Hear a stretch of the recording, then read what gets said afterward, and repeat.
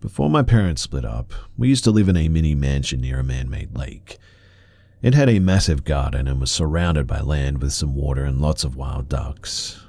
When my brother was still a toddler, before I was born, he fell into one of these lakes and nearly drowned. If it weren't for my uncle who saw him, he would have died for sure. When he got pulled out of the water, he was talking about some naked fish lady or something that was there staring at him. Everyone being shocked about what had just happened, they didn't bat an eyelid about this lady and just made sure that he was okay. Well, a few years later, when I was like 3 and my sister was around 11, she would occasionally complain to my parents about this lady who would visit her sometimes at night. She was always wet, naked, and something to do with being aquatic. She also mentioned that sometimes the husband showed up too, but was not very nice and she didn't really like him. When this woman wasn't visiting, she would be somewhere singing though. Every single night, my sister would talk about hearing singing, and the neighbors' kids would also mention it too. The parents thought that the kids were just trying to scare them, so they didn't really care, but it's this next part that really freaks me out. So fast forward to when I'm like about 12, we get into contact with the people who now own that house as we moved out a long time ago, and we never had mentioned this mermaid lady to them. But as we're leaving and saying our goodbyes, they start talking about this lady who sings and visits them at nighttime, who's always wet and sort of appears like a fish. We have never been able to figure this out, as there is just no way that they could have known about how we used to see things like that. It's the same house, just 10 to 15 years later, but that is startling to say the least. So, does anyone have any ideas as to what this could actually be?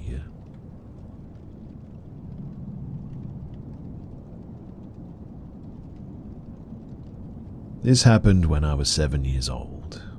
I know that memory can be tricky, but I have also thought about this experience pretty much every day since it happened.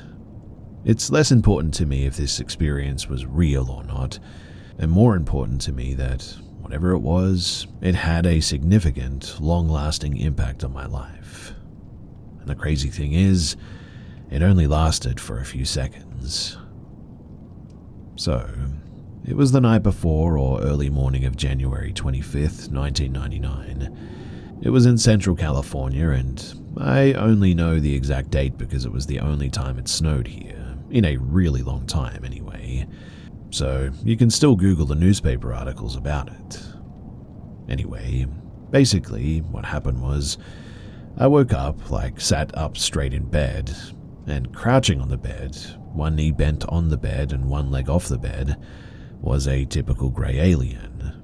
Large head, big black eyes. To me, the skin looked greenish grey and had an almost rubbery or just very smooth texture. No nose, slit for a mouth, no visible ears, and I remember it not wearing any clothing, it seemed. It just stared at me, and I just remember feeling sort of shocked, like not enough time to even feel terrified. That came the days, weeks, or months after. For whatever reason, I just sort of laid back down, turned on my side, put the covers over my head, and I guess I must have fallen asleep. Now, the whole next day, I was thankfully partially distracted by a rare snow day, but I also was very aware that I would not be able to go to sleep without feeling petrified for a very long time. I thought about telling my parents, but I just didn't have a word for, what I had seen. No reference for it. I didn't know what an alien or a grey was. For a lack of a better word, it was totally alien and just unknown to me. It wasn't until I was at my friend's house, whose dad was watching a sci-fi movie that had typical greys in it, that I learned to associate what I had seen with the word alien, and that they were at least real enough to be depicted on TV. And then, of course, that's when I started noticing them everywhere, in shows, movies, art, etc. I accept that this could have been a hallucination or a very vivid nightmare or whatever, Maybe I had seen them depicted on a TV before and my subconscious just picked up on it or something, but it is the single event that led to a lifelong obsession with aliens and unexplained phenomena. Sometimes I wonder if that was the whole point of that experience in the first place, or if that's a part of the reason why they appear to people, just so stories about them will continue to influence our culture, our mythos, and our spirituality. Whatever the case may be, I appreciate you guys hearing me out, and thanks for listening.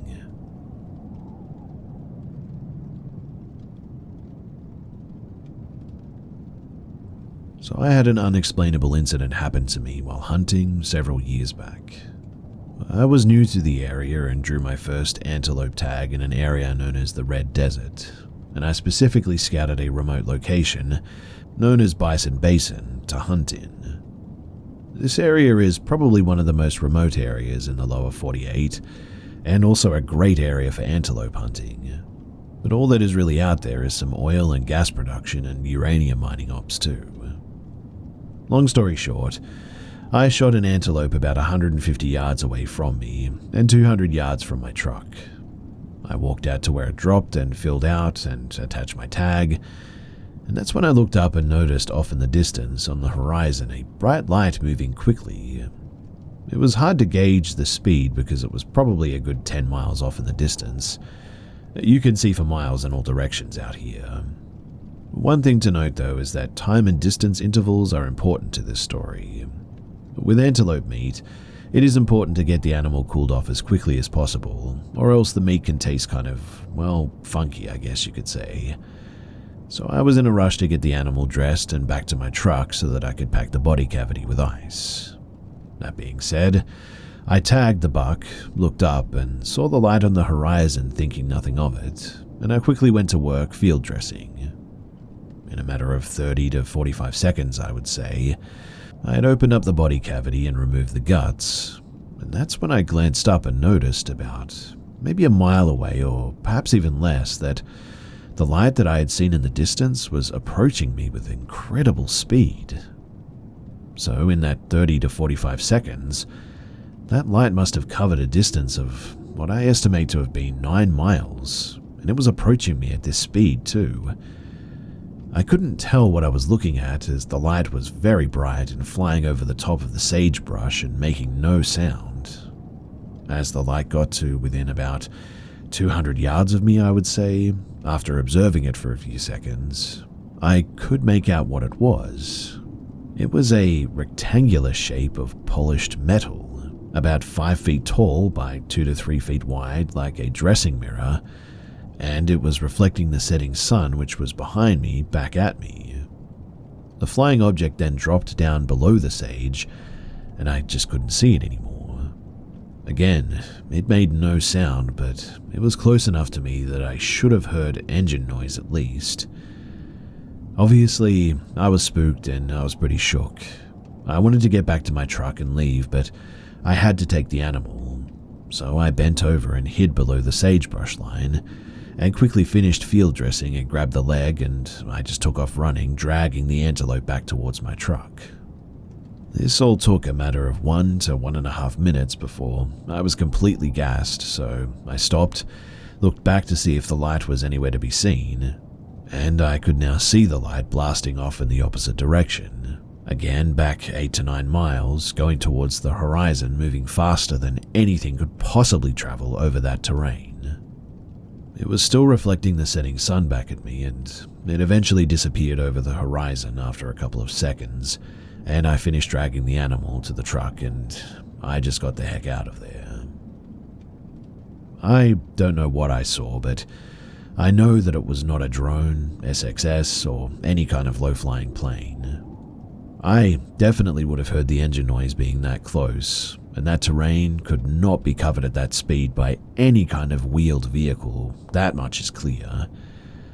I even went as far to ask Fish and Game and the uranium miners if they ever operated any kind of drones that could perform like that, and they said no, but I am 100% sure that that was no drone. I haven't been back to the area since, and I don't have any plans to do so.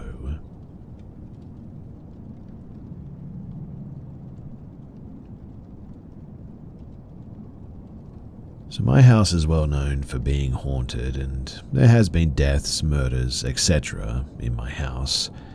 But tonight was definitely the straw that broke the camel's back. You see, my wife is frequently home alone because I work in the next town over, and my mother-in-law does home health.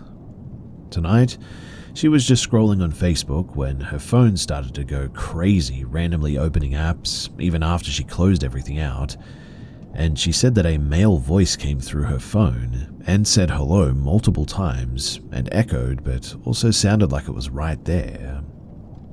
This is not the first time anything paranormal has happened in our house, but for this to keep happening when she is home by herself is quite frankly starting to tick me off. I've told whatever it is on multiple occasions that it's not welcome, nor is it allowed to attach to anybody in this house, including our animals, and to leave us all alone and leave our house. We have crystals in the house that give great energy and have really helped the energy of the house and the flow at that. But it just seems like the paranormal activity is starting to ramp up again, and I'm beyond over it, because last night we were watching TV and watched a white object fly past our window when our window is way too tall for any average person, especially in our area of old people. Plus, to fly by the window like that, especially from that angle which comes straight from a wall towards the street, it just makes no sense. I've woken up in the middle of the night and I saw a face hovering next to the TV that swooped down towards me but stopped about 3 feet from me and vanished into thin air. We have heard footsteps, seen a child with razor-sharp teeth in the back room twice. It's always been the same child back there, and for a little bit of history, the mayor of our town at one point was beat to death in the driveway here. A college student OD'd in one of the bedrooms. Multiple family members have passed away in the house from natural causes, and a man and his wife had an argument because he was cheating here. He got drunk, she apparently killed him, and he walked through the house leaving blood that was still in the house when my wife and her family moved in. He apparently bled out and died in the front porch in a folding chair. And while none of the three, between the mayor, the college student, and the man who was stabbed by his wife, have ever been violent or even scary, whatever this thing is that is continuing to mess with my wife, I want it gone and I don't know what to do. Which is why I'm here. Can anyone tell me what this might be, and how to possibly get rid of it and banish it out of our house? I don't want my family to live in fear, and I don't want to have to worry every time that I leave the house too. I'm worried that something crazy is going to happen when I'm not there, and there's going to be nothing that I can do about it. So, any and all help is very much appreciated, and a huge thank you in advance.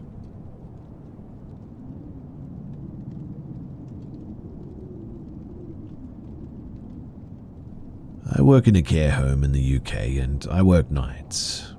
I used to work evenings, but it all started with just footsteps behind me, particularly when I was on my own. Then they started scratching my head and tapping it. I then changed to night shifts, and certain things started popping up that all night staff have seen. Like one night, maybe about a year ago, I was walking down a staircase, and to my right is a corridor that leads to a dead end. I looked down the corridor and I saw a figure. She was almost glowing, and she was so white that she had no face and very straggly hair. She was peeping out of a doorway of a bathroom. I could only see her head and upper body. Although she had no face, it felt like she was watching me, so I turned to call out for my coworker, but when I glanced back, she was gone. She doesn't bother me too much. She seems nice, I guess, and I've never worried about seeing her again, and I haven't. Another spirit is what staff call the Shadow Man. He lurks behind and in corners, and he only gets very close to one staff member who I regularly work with. I've only seen him in one of the front entrances, and I froze, and so did he. One night, though, me and this one coworker were doing the cleaning in the corridor with all the living rooms. We were standing there having a rant about general stuff that was annoying us, I guess, but for context, the spirits never like us being negative, it seems. And as we were ranting, all the living rooms started making really loud noises, all at once. I felt brave and told them to shut up. I turned away from the noise, and this one coworker told me the shadow man was directly behind me. I didn't look, so I don't know if he was, but the noise quieted down because we'd stopped our discussion, but when we started up again, it started as well. Other sort of things happened too, where we would be hearing a man shout "help me" with no man around as we were in a corridor filled with ladies who were asleep. Another time would be when I was walking out of the kitchen and all of the cutlery started banging around. I run really quickly and refuse to be in that kitchen once it's dark outside. Another is the people we see sat in the chairs in our peripheral vision, but when we look, nobody's ever there. Then there's the whistling that happens so close to us, but we have to pretend not to hear it because it just feels really wrong. Another time is that I sat in the staff room on my own and something said my name in my ear, but I ignored it. Then when I'm in the laundry room, I can hear things in the corridor like walking frames, even when everybody is asleep. Another time, there was screaming upstairs and we couldn't find the source of it anywhere. It was like when we went to one end of the corridor, it screamed on the opposite side, and then we'd be going back and forth without finding the person screaming. On another shift, we sat in the staff room at around 5 a.m. and there was a walking stick sound in the corridor. We went out to see if anybody was there and awake, but they weren't. Another night, me and another coworker are doing normal resident assistance. We're both working with one person. I suddenly start hearing banging noises, but my other coworker couldn't hear it. At first I ignored it, after my coworker said that she didn't hear anything, and summed it up to an overactive imagination. It then began getting louder though, and I turned to my coworker and said someone must be breaking in or something. She told me to look out of the front window as there's a view to the main entrance there, but nobody was there. Again, I tried to ignore it. When we left this particular room, we decided to go up to the corridor, and then we passed the bathroom that I previously said that I saw a peeping woman from. The door was closed this night. Suddenly, the door starts banging really loudly and shaking. At that, we both ran back down the corridor as we were both scared. All alarms were on doors, so we knew that no residents were awake. And quite honestly, I still have no idea what is actually in that bathroom. Another night, I was on shift again walking down that same corridor with a staff member. We had done our hourly checks on all residents and suddenly start hearing on a loop, help me," over and over again in a woman's voice. At first, we think it's a resident and instantly start checking rooms frantically. But nobody is awake. We can still hear the "help me" though. It was after checking rooms that we listened closely and neither of us actually recognized the voice. We didn't leave each other's side all night that night because it was pretty terrifying. Now, I left the care home temporarily about 3 months ago and I can go back at any point, but genuinely it is a terrifying place. I'm not very good at telling stories, and I'm sorry if this is a bit of a ramble of all things weird and creepy, but I've always wondered what is in the home and how aware they are of their surroundings. I don't like that they know my name, and they also seem to target night staff. That's a bit creepy, and I just really, really hope that nothing ever follows me home.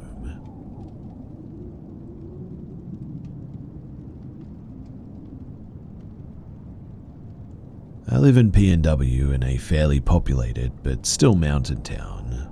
I specifically live on 425 feet of riverfront.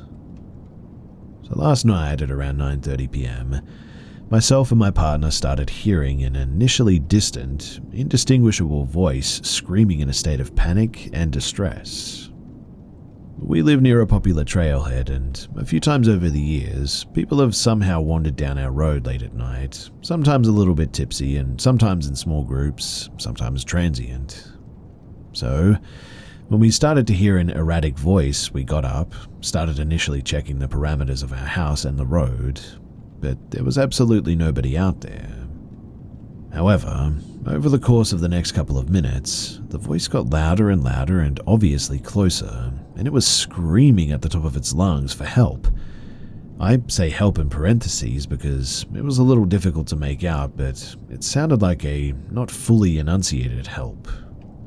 Whatever it was clearly in extra distress, screaming for its life distress, yelling help. We could only make out help like help with a soft P, if that makes sense, but the words sounded the exact same every time. There was no variance or other sounds, just the word help, back to back in the most distressed voice that I've ever heard. With how quickly the screams were approaching and a weird echo to them as well, we quickly realized whatever was screaming for help was actually in the river. It was actively being pulled down the river current. Our river is wide, fast-moving and dangerous this time of year. There was no other way for a voice to be approaching so rapidly and from the location that it was, unless it were in the river. We see and hear a lot of kayakers and know how their voices travel down there as well. So over the course of about 3 minutes, we hear what was a distant cry for help, work up to the point that it's so loud that it sounded a few feet away, then slowly softer until we can no longer hear the screaming. Again, this sounds like a deep middle-aged man's voice, and the screams are maybe about 2 to 3 seconds apart, just back to back. At first, we tried to convince ourselves that it was an animal. We do see a lot of wildlife here after all. A herd of elk practically lives on our property, and we see bears and wildcats too. We initially thought maybe a young elk fell in the river, but no. We googled just about every animal distress call, scream, fight sounds, etc., anything really, and nothing even came close. I've always heard that coyotes can scream like people, but it was definitely not an older man.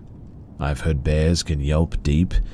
However, they have absolutely no definition to their calls, and elk are way more high-pitched, and same for all local wildcats. Even the birds of prey and ravens that can mimic sounds cannot sound like this voice did. Initially, I called the non-emergency line because I wanted to convince myself that it was an animal. However, they quickly patched me over to 911 and said that I was apparently the third call for the same thing. So apparently the voice was strange and concerning enough that my even more wilderness-raised and savvy neighbors, they were concerned, and the police department took it very seriously. Then, the more that I thought and thought about it, I started to think that if I was in a freezing river fighting for my life screaming for help, I might not yell as clearly as possible due to the pure state of panic, distress, and attempt to stay afloat. The more I thought about it, the more I was sure that it was a person though. 911 sent out 2 police officers. They were extremely nice and they took the call very seriously, but with just 2 of them, all they had were flashlights and a chainsaw, and they kinda just walked down to a few spots at the river and peeked around a bit. When our city has a genuine suspicion of a person in the river or a lost hiker, they send search and rescue and the helicopter, but they didn't do this night. I told my partner that I wouldn't be surprised if the next morning when it's daylight, somebody finds a body at that river spot. But it's getting later in the morning and I've kept my eye on the police scanner and the local media as well, and I just haven't seen anything. Now I'm back to really hoping that it was just a wild animal, but tell me, does anyone know of a wild animal that could sound like that? What are the chances if this was a human man that he pulled himself out somewhere down the line and got some help, or do we think that it's just a matter of time until someone reports him missing or we find a body down the river? Also, just a minor update is that within the last 15 minutes, a helicopter has begun tracing up and down the river and circling at an area a ways past my house. So I'm feeling a little bit discouraged that it likely was actually a human. That being said, I haven't seen anything on any social media, and usually my local police post updates about stuff like this, if it was a human, very quickly. Also, the locals usually buzz about things like this on social media, and I haven't seen anything posted yet. I'm not sure what's going on at the moment, but this whole situation is, well, pretty creepy to say the least.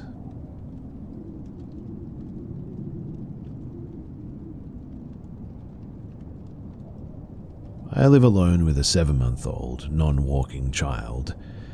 Things have been getting, well, progressively weirder too the longer that I stay here.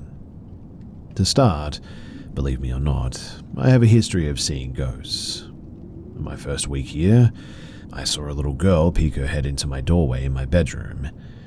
Now, if you don't believe that, I'll give you some more, but things have been randomly disappearing out of my home, like little things. Baby toys, earrings, etc. At first I just wrote it off as me misplacing things. Easy enough. Then today things spiked big time. A lot of things I'd been missing completely out of nowhere just sort of appeared on the floor of my living room. Like right in the middle of the floor. Tonight, I come home from a day out with my boyfriend and I noticed my lights were off. With a weird encounter the night before, or someone knocking on my door last night, I called a friend and had him walk me through the house to be sure, because I leave my lights on all the time. I'm terrified of the dark, so I just leave the lights on at all times. The apartment is clear and the door was locked when I entered though, and after a couple of hours I go to the bathroom and I realize that my phone has been recording audio on a social media app for over 10 minutes while I was staring right at it. Even using it, in fact. I listen back to the audio and you can hear me texting and using the phone when on Snapchat. You sort of have to press and hold the audio record button to send a voice message. Then when I go to wash my hands, my bathroom sink is covered in black soot.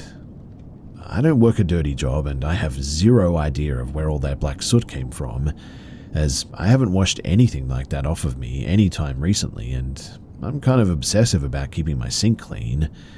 And I mean, it's all up and down my sink and the backsplash and just everywhere. Then, my daughter starts screaming like I've hardly heard her scream that bad. So I go make her a bottle, and when I go into the kitchen, the only burner with something on it was on high heat. My stove has buttons instead of knobs, so this is extremely unlikely to have been an accident.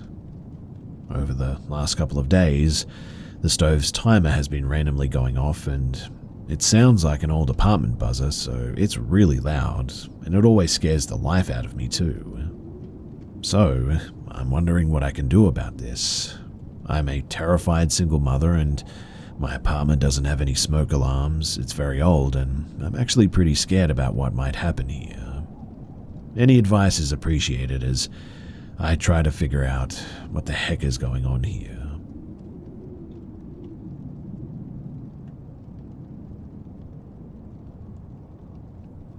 I've recently moved back to my hometown of McLaren Vale in South Australia after a decade away.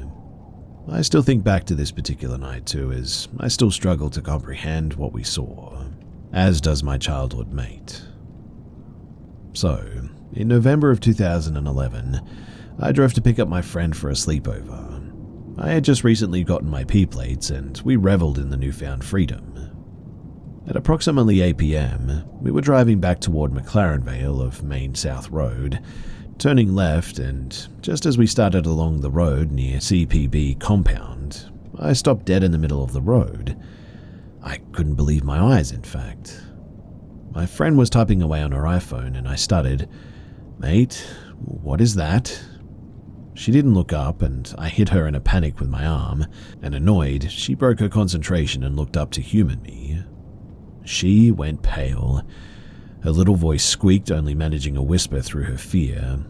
"Dude, what is that?" There, crouched down about 10 feet in front of my hatchback, was a pale, thin thing. "Is that a kangaroo that's been hit?" I tried to reason. No, definitely not. It was tall, at least 6 foot, along being bent up. This thing was hunched over, thin arms and legs, a torso like a human. Its skin pale, near blue-grey, translucent almost. Its bones were completely visible through its paper-thin flesh.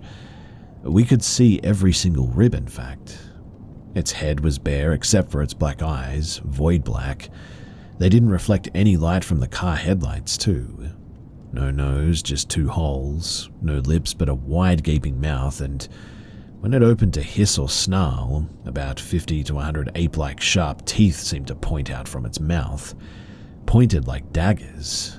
Its hands were sort of human, long, almost black on the ends of its fingers. Human feet, but absolute talons where the toes should have been. Being 2 teenage girls, we were absolutely terrified, frozen still in our tracks. My hands gripped the steering wheel, unsure whether to go forward or back. My friend began to panic. This thing, though, just stared us down, growling, opening and closing its mouth over and over, almost like it was warning us not to do anything stupid. We must have sat there locked eyes with this thing for at least 2 minutes. It then stepped to the left of us. I decided to slowly crawl to the right and move around it. My friend almost jumped into my lap as I tried to calm her down while steering the car around this thing. It bared its teeth as we inched closer. It looked into the car as we came up right beside it, and it looked absolutely rageful, like it hated us. It slowly crawled on all fours like a human would toward the bush, and we watched it as it disappeared just into the darkness, and we didn't see it again. We sped home as fast as we could in my little car, and when we got home, my parents didn't believe us, obviously, despite how terrified we were. They assumed that we must have been smoking or something and just saw something else. But I brought this up with my friend during lockdowns during 2021. I think I had compartmentalized it as a dream to cope or something, but she instantly reiterated word for word what we both saw. I've been trying to find other stories from people regarding sightings. In 2021, I posted on a paranormal forum, but I can't find it anywhere. However, I did get a few people respond, saying one guy had seen something similar in McLaren Vale, the same location as our encounter, and another lady said that she had been stalked in a public toilet, mocked the voice of her mother apparently, by something she believes to have been a skinwalker in Renmark. Obviously, I cannot confirm these things, but if anyone has had any similar encounters or you know something about what it could have been, please do reach out to me because I would genuinely love to know after all these years.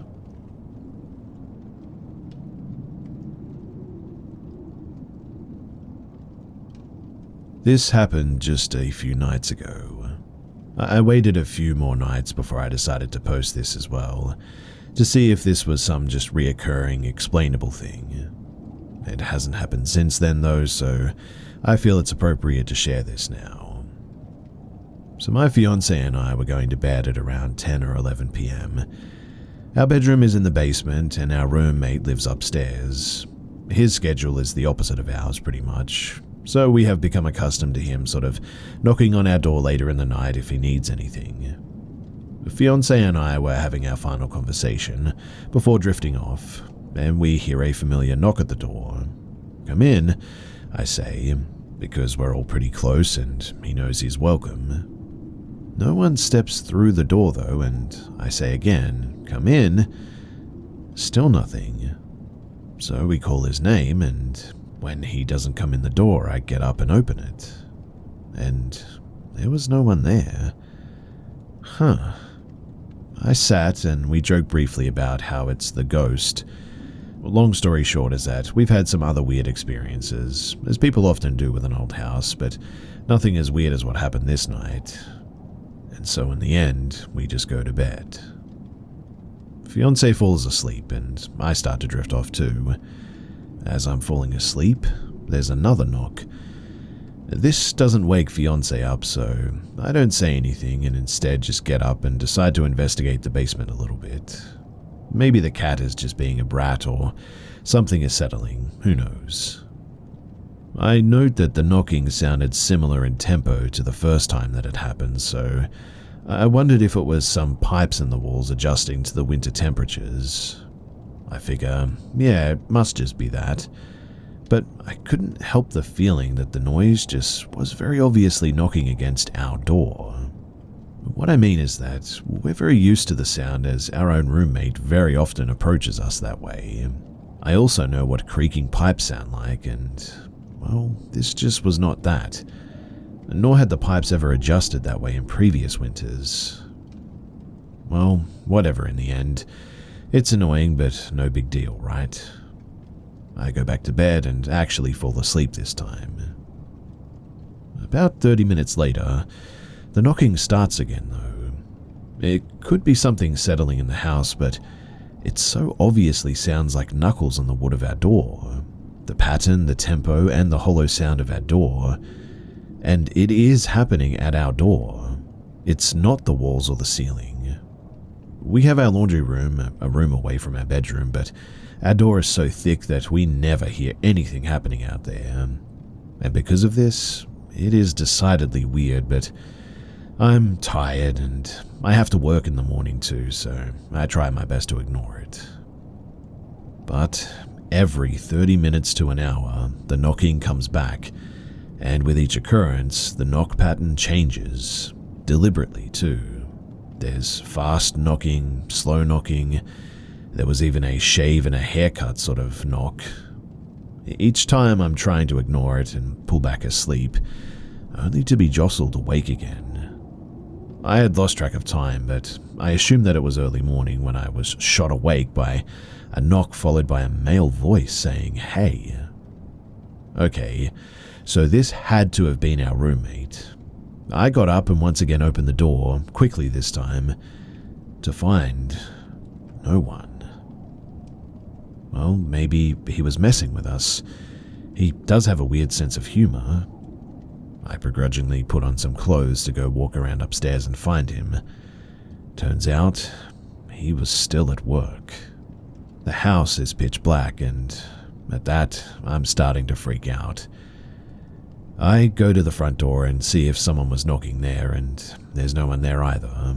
Of course, if there was someone trying to get in all night, the dog would have been freaking the heck out, but I really had just no other explanation.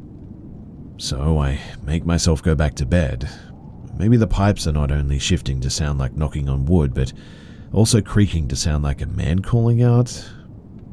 The night goes on, and though the knocking continues, I finally get used to it and I actually get a few hours sleep.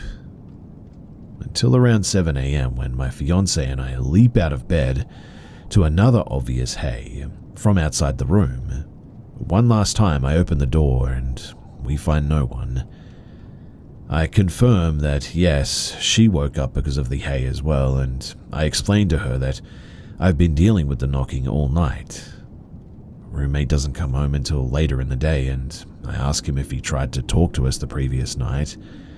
He confirms, though, that he never came home and stayed at a friend's house. I tell him what happened, and he's as stumped as we are.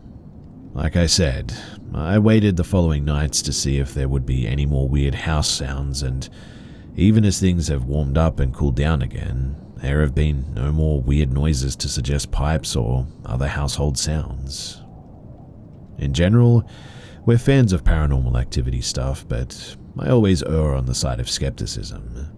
This was probably the weirdest thing to ever happen to us at this house, and I still don't know what it could have been if not some genuine high strangeness.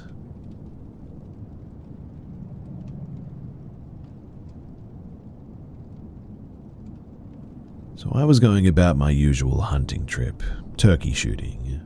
I had a stand set up in a good spot where the turkeys went to rest during the night. I sat posted there for like several hours, I think, only breaking focus to relieve myself or eat. Night comes and I eventually hear noises coming from a small meadow area where the turkeys are usually found. I should probably mention here that I use a bow during night hunting as I find it more peaceful and more productive. Anyway, I made aim and was about to release, but suddenly something in the back of my head told me to put down my bow and stay still. A feeling of just what I can only describe as pure fear and adrenaline hit me, and I really didn't know why. I mean, it was just a turkey. right? Well, hours pass and it's finally 7 a.m, light out. I get down, get to my truck, and peel out of there like my life depended on it. Well, a few days later, a news report comes out on my local paper that a man had been kidnapped, violated, and killed a 20-year-old hiker in those very woods at the same day that I was there, not even 30 minutes after I left.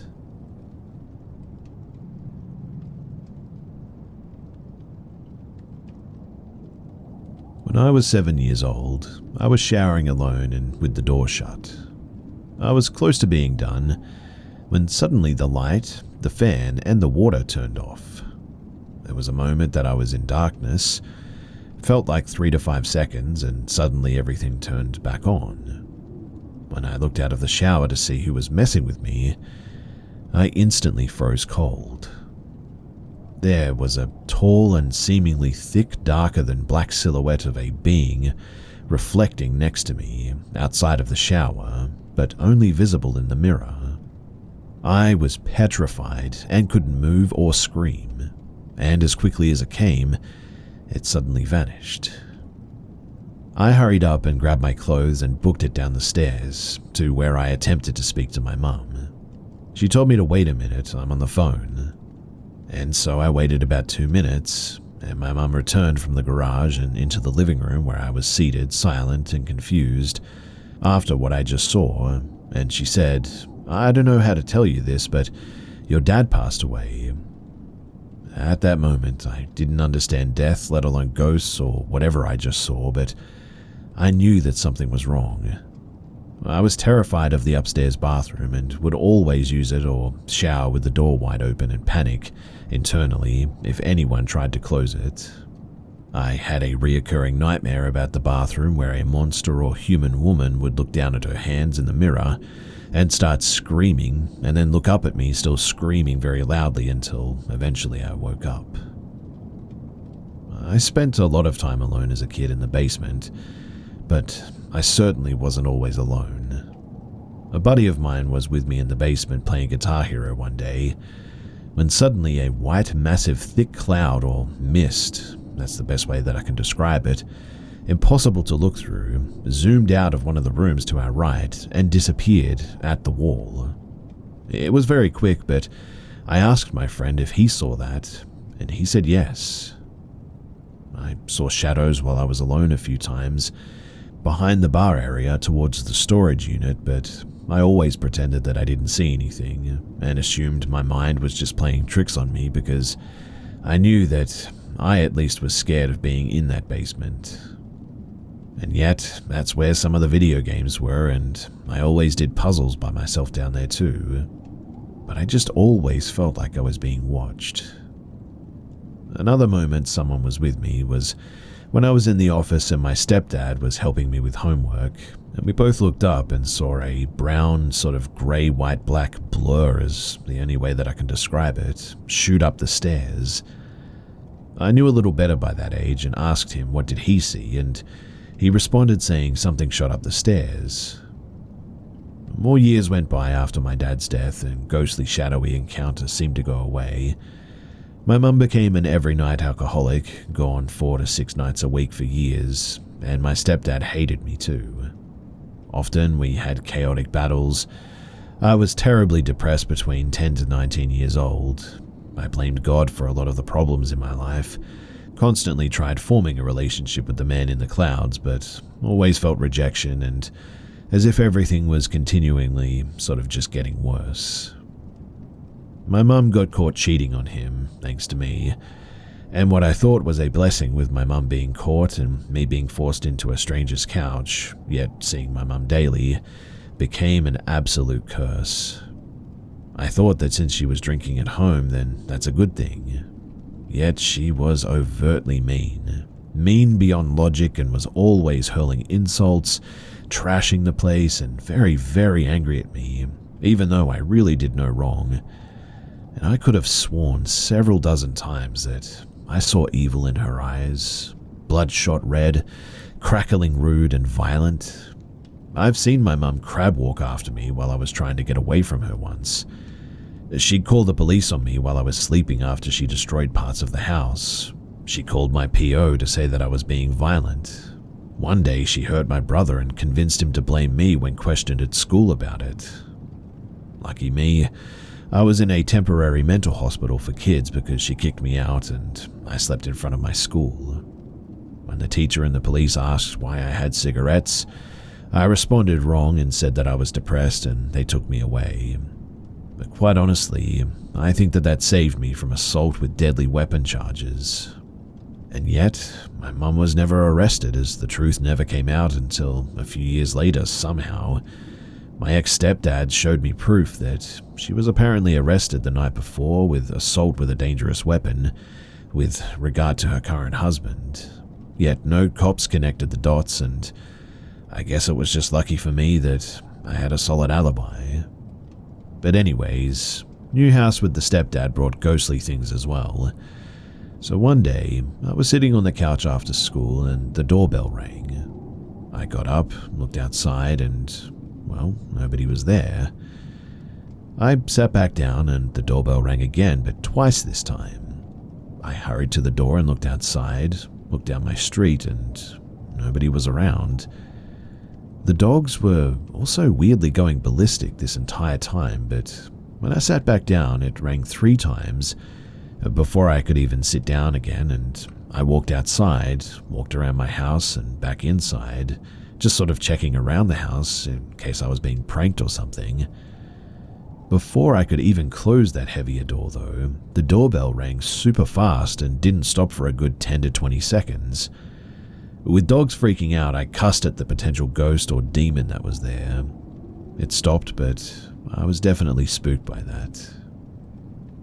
Another moment happened when I was outside on the phone talking to my dad's fiancée when he passed, and suddenly from the woods, I hear a faint yet audible help me in a woman's voice. I paused, looked towards the moonlit woods and continued my conversation. Then I heard a woman scream help me in a loud yet agonizing pitch. I lit another cigarette with Miss Joyce on the phone still, and I heard it again, but this time in a man's voice, and louder. It repeated itself this time, seemingly very angry, louder and closer. It sort of sounded like it was no longer in the woods too, but in the backyard, less than 50 feet from me. I knew that something paranormal and dark was happening, but curiosity for answers locked me in place. It screamed in rage one last time, and that's when I just booked it inside. Weirdly though, it sounded like it was next to me, yet all around me at the same time too. I still get goosebumps even sharing this some 12 plus years later. Now, after being kicked out so many times by my mother and never having a real place to go, I eventually became a thief. I stole from unlocked cars, and one day I stole a car even. And it landed me in prison. But the stories, they don't end here. You see, I had my girlfriend over who I was with before prison, and we were again at my mother's new husband's house, and I was going to meet my girlfriend down in the basement, my room, and start a puzzle like I always did. I was talking to my mum when my girl said that she was going downstairs. I quickly finished the conversation and went to follow her. Through the glass door of the basement though, I looked down and I saw my girlfriend's pale face staring back up at me from the bottom of the steps, and when I opened the door, she was no longer standing there. I turned on the light and proceeded down the steps, turned on the basement lights and looked around, and she wasn't down there at all.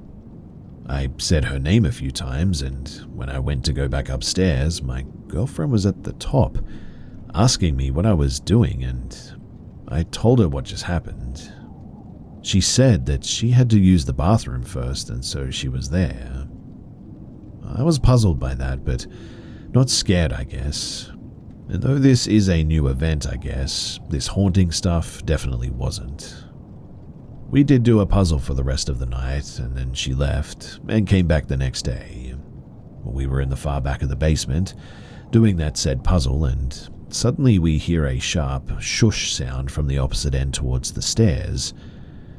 Slightly confused of what that sound was, not thinking that it was paranormal, we continued on. But again, it just sounded like someone was shushing us.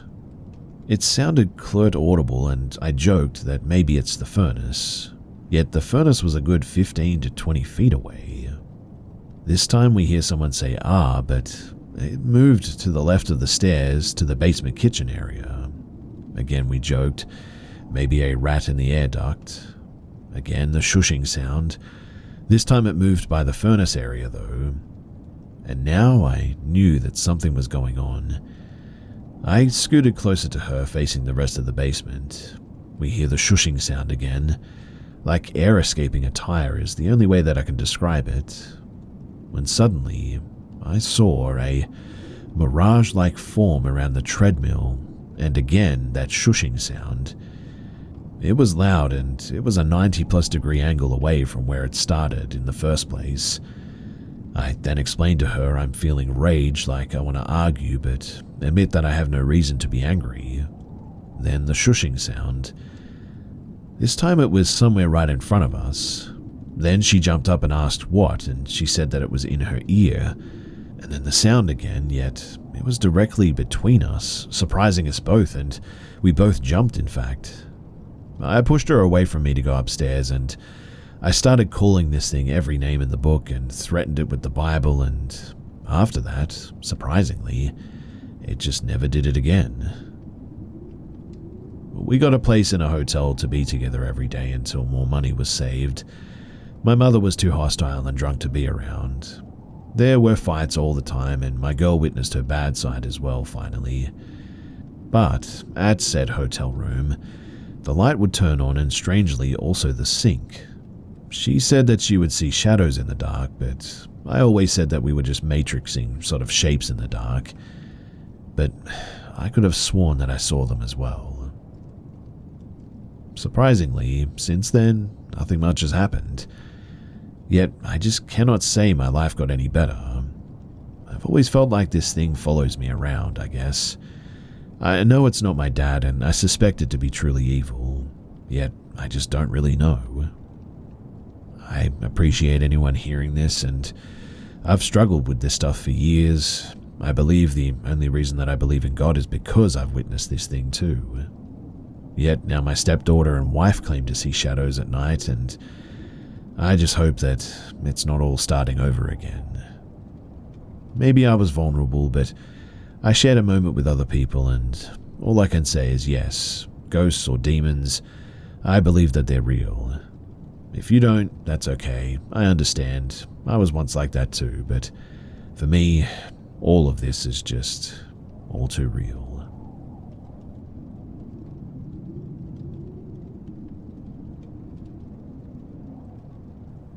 Tonight, I saw something that I just cannot wrap my head around, and so I'm coming here to ask for any insight. I have a dog, and we take him outside to a field across our small street so that he can do his business. There is a street light, therefore I didn't have a flashlight, but at the very outskirt of the light's radius, in my left peripheral, I saw something kind of move from left to the further left and looked at it. Whatever it was on 2 legs, a lighter tan sort of coloration, and I know it wasn't a deer as I never saw it on 4 legs, and this may sound a bit silly, but it moved so effortlessly for about 20 feet that I know for a fact that it was not a deer or something like it. Also, it didn't make any noise at all. The only way that I noticed it was by catching it moving, in fact. My dog did notice it as he did his business facing the other way. Unfortunately, I didn't see it leave as I looked towards my dog to determine if he was ready to get back to the house, and when I looked back a second later, it was gone without a sound. I didn't start to freak out until I talked to my mum about it. She believes in the supernatural, and sometimes I'll brush her off, but when I got back in with the dog, I told her that there was something weird outside in the field. She asked me if it was standing straight up in a light tan color, and to this I immediately closed the curtains because, to heck with that. I then told her about how it started in a kind of bushy area before moving left, and she corroborated it and described it the exact same way that I did. Also, the way that it moved without a sound and didn't bounce or buckle or anything, just kind of drifted or glided even. Turns out that she saw the exact same thing about 2.5 hours earlier when she had just taken the dog out. I keep trying to tell myself that it must just be a deer that was standing, but I would have known if it was a deer standing up like that. I've seen deer do that before. They don't stand up as long as the thing tonight did, and I didn't see ears or antlers or even a black nose or anything. Even the proportions of what it looked like looked more human than a deer, I guess. But it definitely wasn't a human. Again, it was at the outskirts of the light, but I would have known if it was a deer for sure. So, any insight would be greatly appreciated. I wish that I had made this story up, but unfortunately it's real and it's right next to our house.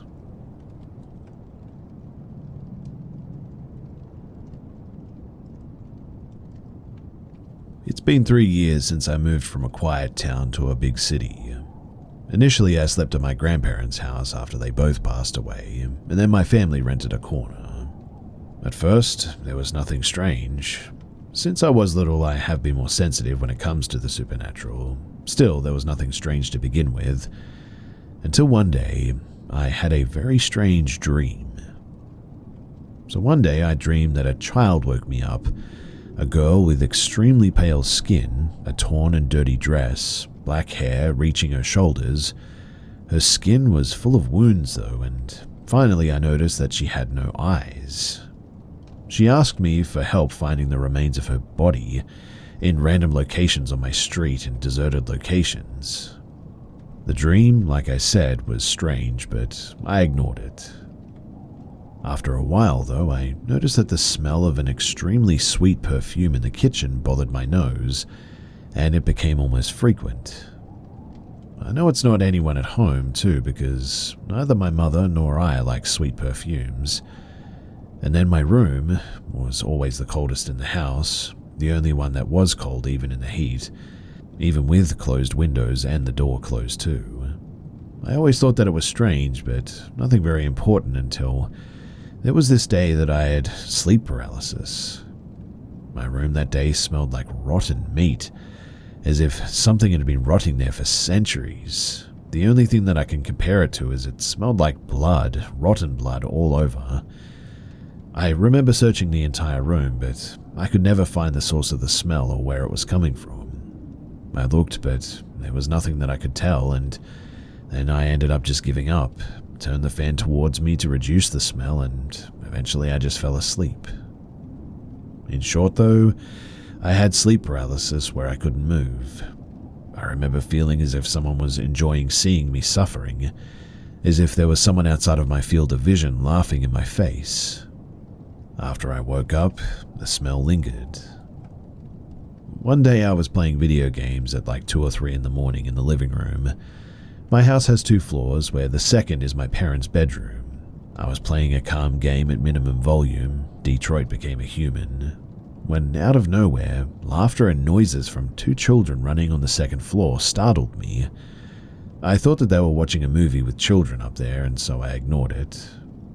But I noticed that the film that was playing was Harry Potter, and it was the last film too.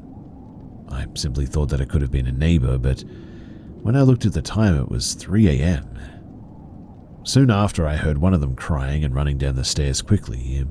I remember how I turned my head, hearing the little bare feet hitting the floor of the stairs. It was scary though, because when I looked, there was absolutely no one there. On another occasion, when I had my back to the door, I heard a little girl speak quietly as anyone there. And another moment was when someone did the sort of psst sound to me in my room. I've seen a woman with long black hair as well, tall and wearing a torn dress on the stairs. I thought that it was my mother at first, and so I called her, but it definitely was not my mother because she was in the kitchen. There was another time when I heard a boy call me, and I've had one other sleep paralysis. The smell of cigarettes and blood is always in my room, and quite honestly, I just don't know what to do about any of this.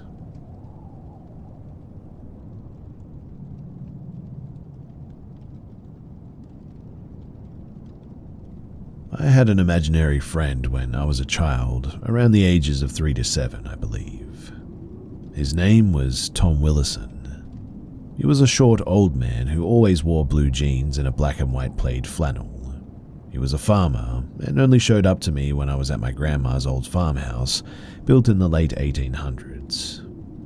That house was definitely haunted. Everyone who has ever been in that house always had a bad feeling.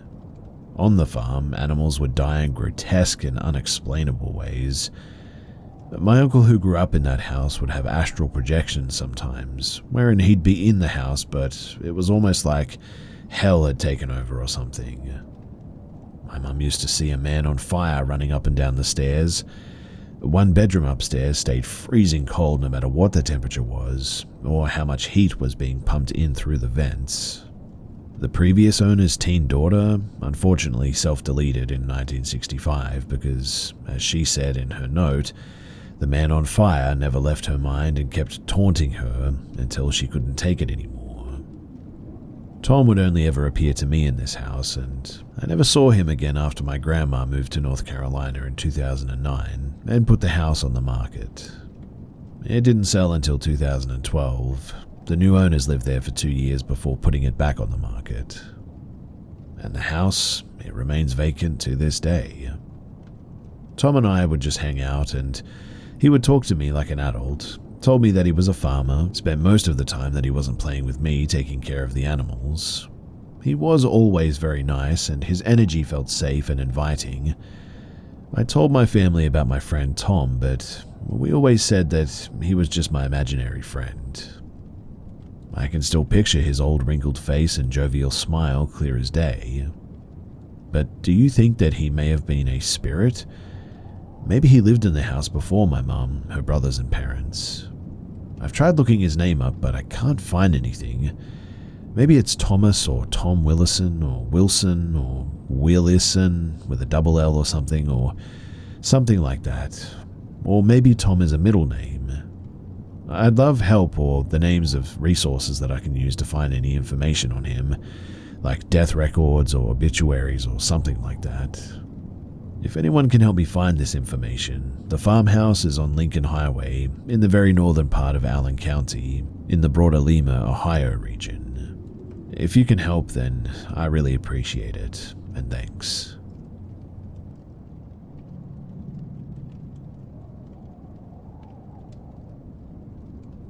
In early 2023, I was doing a training exercise in the woods of Fort Greg Adams, formerly Lee, VA. On the first night, I was pulling security facing the woodline and saw a long, lanky, at least 7 to 8 foot silhouette of a man that was completely black. It was about 50 to 80 meters away and would peek out slowly from behind a tree and then sprint to another one and repeated this for a solid 5 minutes before I just never saw it again. The sun had not quite started to set yet. I would blink hard and look away, but it was still there, and I didn't believe my eyes at first and thought maybe the shadows of the trees were playing tricks on me, and dismissed it as that before other weird stuff started happening that night and also over the next couple of days. So the first night, same night as above, my squad and I heard a long shrill scream from the area of the woods that I saw the thing running around. The second night, my team and I spotted a 3-man team moving through the woods, and when we engaged, the team vanished and just weren't there anymore. One of the evaluators came over to us, confused, and asked what we were firing at since they didn't have any OPFA or opposing forces over there. After we explained what we saw, he said that at least every other rotation that comes through sees a 3-man team in the woods in the same sector that we were pulling security in. On the third night, the OCs, or evaluators, were doing a roll call in the evening, and one of the evaluators that had left early in the day yelled, "It's me, I'm over here," from off in the woodline. I couldn't see anyone there. He had left hours ago, in fact. Needless to say, my team and I kept our sleeping bags pretty close together over those nights. It was a World War I training area, by the way. I'm really not sure if they were spirits or something related to Native American lore or what they were. But I wanted to know if anyone knows any more information about the area, or what this actually could have been. If anyone else has had any experiences, or had anything similar happen to them up at Greg Adams, then I would genuinely love to hear it.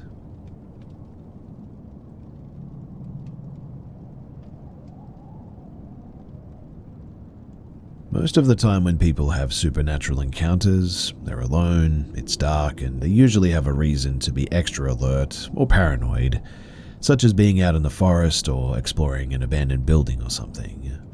I've even had some weird experiences myself, which I chalk up to my mind not processing things correctly. One experience, though, it stands out to me as a bit different. You see, 3 summers ago, I worked a job painting apartments. The painting company worked in crews where each crew of people would be assigned a different work site. I was the apartment crew lead, which is basically synonymous with manager. Apartment crew lead was a fast-paced, hectic position, which required 10 to 11 hours a day, managing a crew of the least experienced painters, and moving between 3 or 4 work sites every day.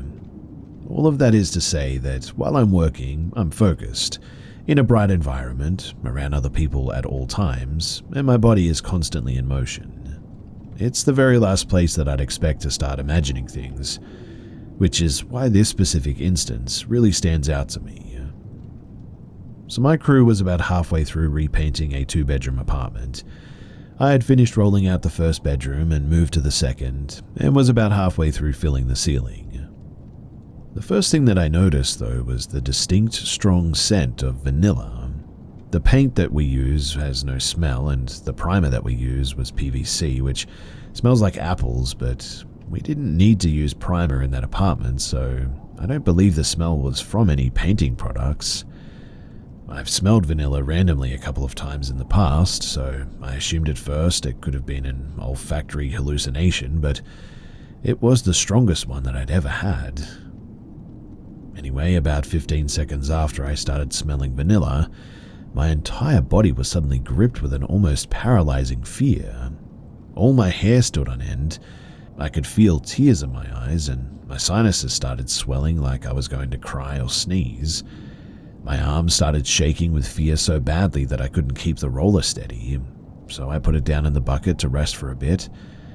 It felt like fight or flight, but I just couldn't really figure out what I was going to fight or where my body wanted to run.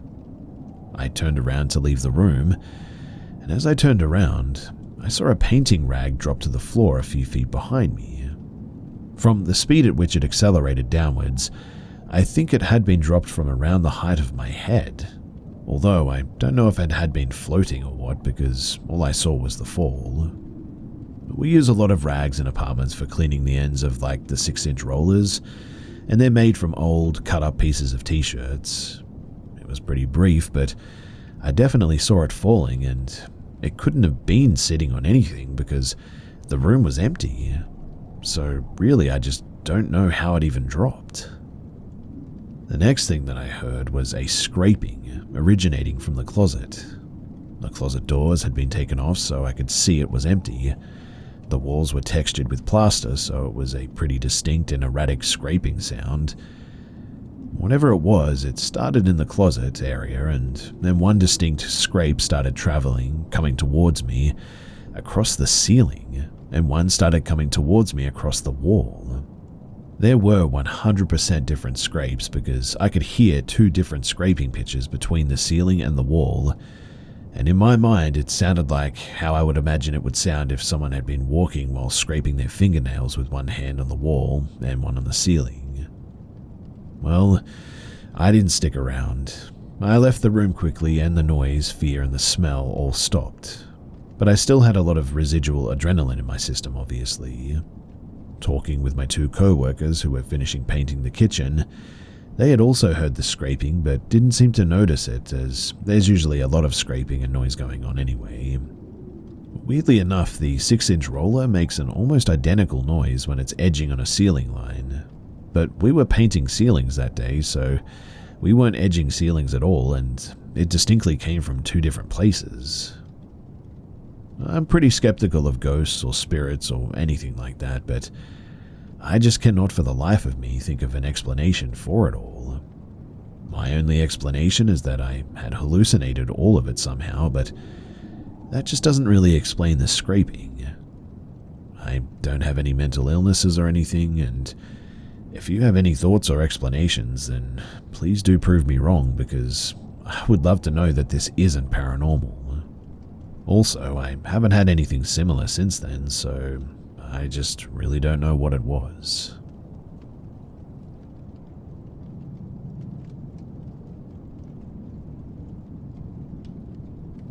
When I was 14, me and my 2 brothers and mum moved homes. It was a council house in my hometown of Lee, Greater Manchester, and it took us about a month to decorate and get settled in when we all started hearing noises coming from upstairs. It sounded like footsteps and switches being turned on and off. At the time, we had 3 cats and they were all very hesitant to go upstairs, and when we could hear the noises, the cats would sort of look up and follow the sound. If we picked any of the cats up to take them upstairs, they would always struggle with us and make it clear that they did not want to go up there. After several months of living there, though, the noises would get more frequent, and then one night my mum said that she was in bed reading, and she felt one side of her bed dip down, and it felt like someone was sitting at the side of her. After being there for 4 years, we all sort of got used to it, I guess, and the noises seemed to settle down, and even the cats would venture upstairs sometimes too. One of them would even sleep in me and my brother's bedroom that we had at the time, and I shared a room with my younger brother. When I was 18 though, my older brother moved out and my mum got a job managing a pub and she moved into a flat above it. So it was just me and my younger brother and cats living there now. I quickly moved into my older brother's old room, which was my first time having my own room. I quickly made it my own and my younger brother used the extra space in his room to get a weightlifting bench. He didn't use it much though, and he would use his clothes on hangers on the bar and that. And this played a part in what happened next. So one night, I had gone to bed as normal at about 10 p.m, and I quickly fell asleep. After a few hours, I was woken up by a loud sound from my brother's room. I quickly jumped out of bed and opened my brother's door, and the cat came running out, and my brother had clearly just woken up as well.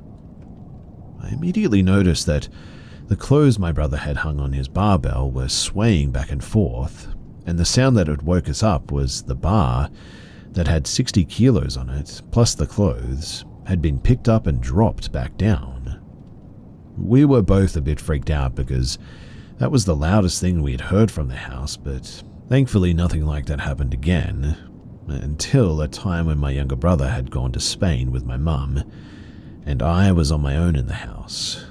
But I had booked a trip with friends to Ibiza. The night before our flight, I asked one of my friends to stay at my house because he was a heavy sleeper and was difficult to wake up, and we didn't want him to be late for the flight. He came to my house at around 4 p.m. I had already told him that we might hear the footsteps upstairs, but I don't think that he believed me. As it was summer, it was a very warm day, so I had the back door open to let some breeze in, and we were both just sort of sat in the living room.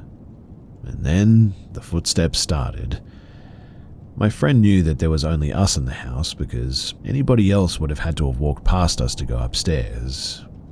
Then the footsteps got louder, a lot more than usual in fact, and then all of a sudden it sounded like a very large person was running down the stairs. Well, we both ran out of the house before whatever it was reached the bottom step. My friend refused to go back in, and I reluctantly went back in to get my passport and luggage and to feed the cats and leave them some water because my older brother would come back the next day to feed them until my younger brother came back too. Nothing much happened after that. I speculate that whatever it was used to me and my brother's presence and didn't like new people in the house or something. About 2 years later, we moved out of that house and a new tenant moved in, and about 6 months later, the new tenant went into my mum's pub and asked if we experienced any strange things in the house. My mum ended up telling them the truth, but told them that it was harmless, it seemed anyway, and that they will get used to it.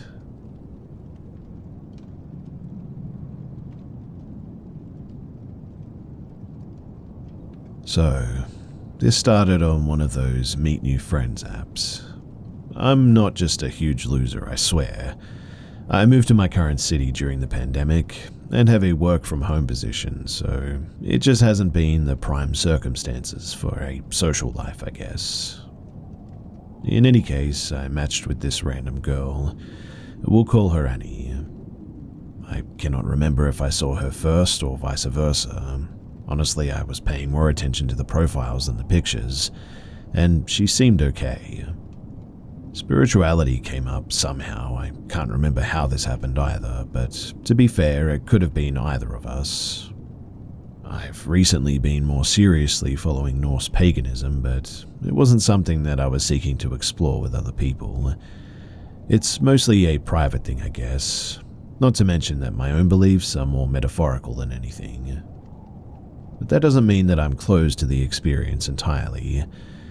So when she mentioned having a LGBTQ neurodivergent pagan femme coven, I was like, wow, okay, that's either very specific or very broad. But hey, why not? Maybe it'll be fun. So we agreed to meet first before I went to the event. One weird thing, though, that stuck out in our text conversation was that her partner was in some bizarre Scientology rehab. At first, I assumed that this was a place where one recovers from Scientology, but I did ask her if her partner was a Scientologist, and I never got an answer. In any case, we only met for an hour to have some coffee. I think more red flags would have popped up if I'd had more time, because the little things that went off on my radar were things that weren't that weird, I guess.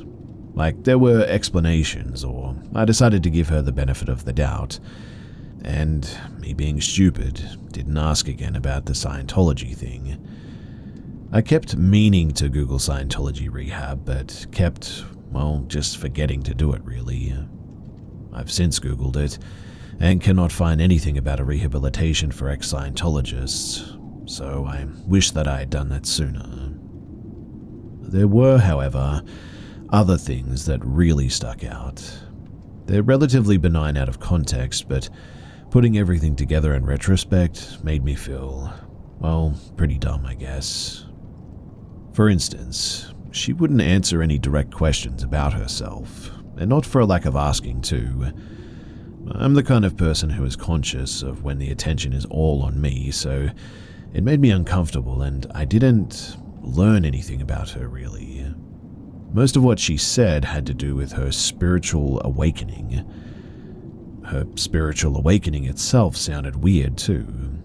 She said that she had a realization that she was like a lighthouse that was drawing people toward their personal enlightenment. And okay, I did think that that was weird, but like, she's from California. I don't know, maybe that's normal there. I just chalked it up to her personal beliefs in any case, being whatever they were. Reincarnation came up too. Reincarnation is a big part of paganism, although Asatru additionally focuses on ancestors.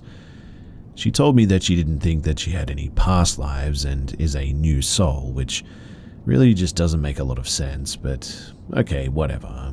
Not my circus, not my monkeys. The vaguely supernatural elements that she placed on herself were strange though, but I know a lot of people want to feel special in life, so that didn't mean that I had to believe it. At one point, I told her about this random woman that I met at the pagan festival who tried to con me. She wanted to charge me so that I could be under her wing or whatever.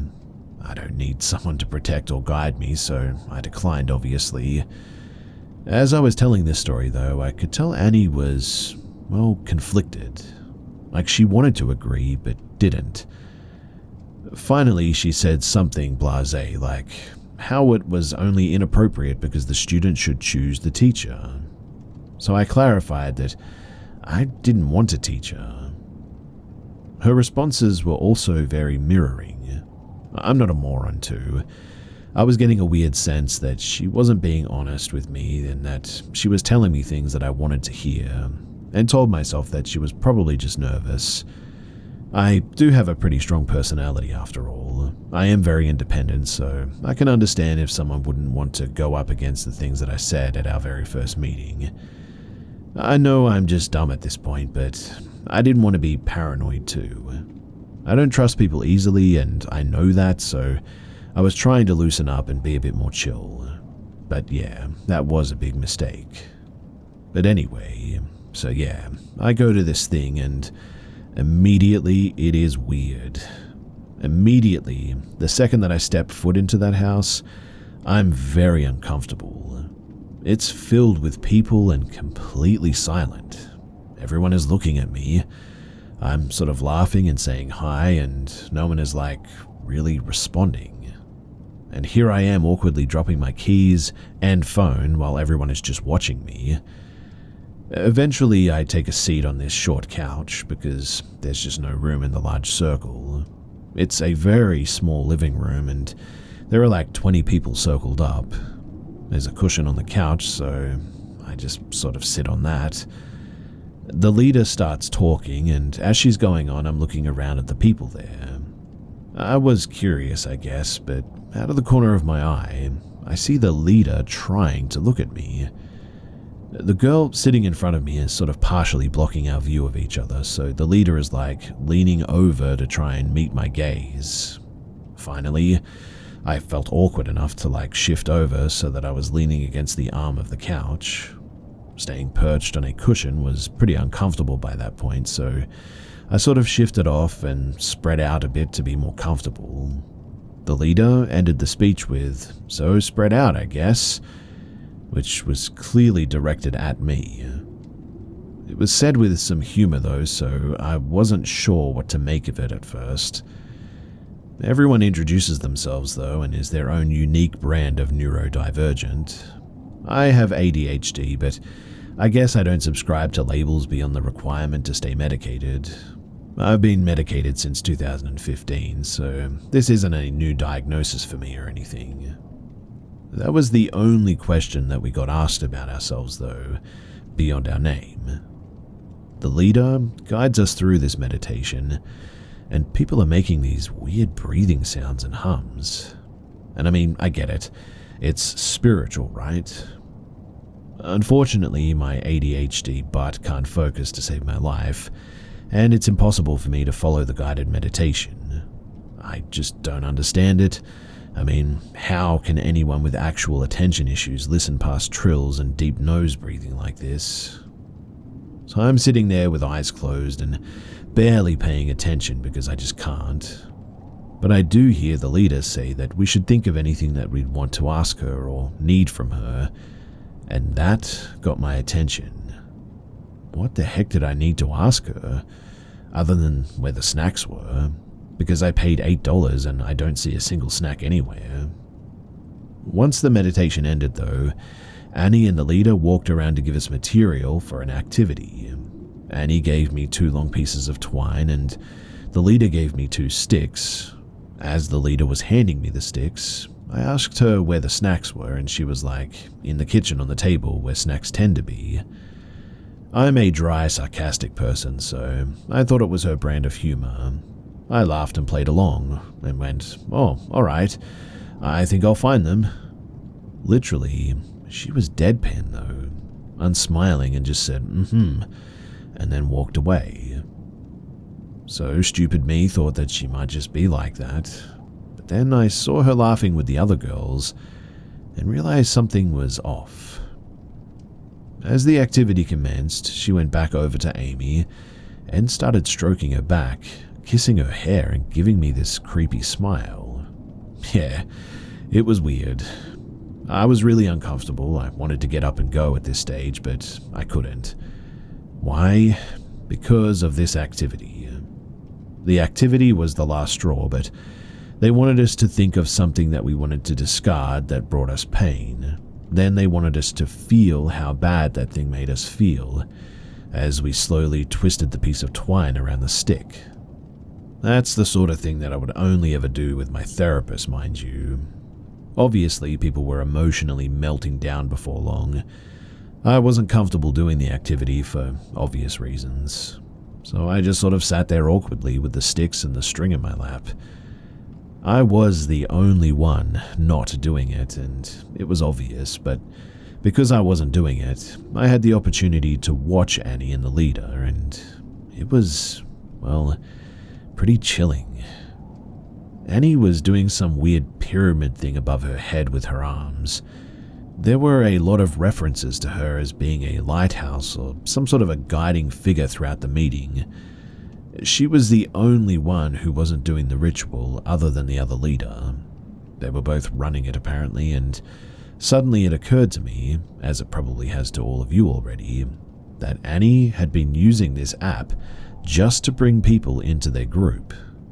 She was the only person who seemed to know everyone, yet no one there knew each other. Even the name of the group now made sense too. They weren't being specific, they were casting a wide net, I guess you could say. I had this big realization in a handful of seconds, and it made my stomach turn. So yeah, I was done at that point. But I couldn't get up because people were sharing their experiences and stuff, pouring their hearts out.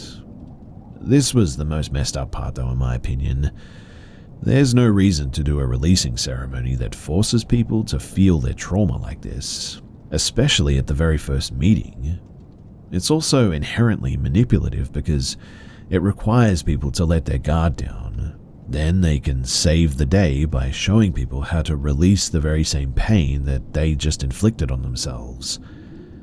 But this isn't the fault of people there, so I didn't want to disrespect them or anything. Like, people were literally sobbing on top of my shoes that I had left by the door. I had to wait for the best time to ask someone to pass them to me, but finally I got up and told everyone that I had to go to the car, and I just took off. I texted Annie and told her that I wouldn't be back and that I hoped that she found her people. My advice to all of you guys, though, is to just make sure you're not her people.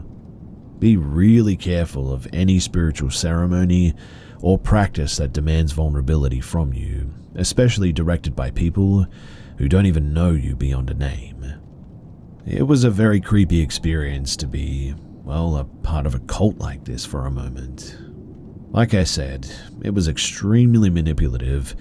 It really didn't sit right with me, and I have a sneaking suspicion that whatever this is, it's not going to end well.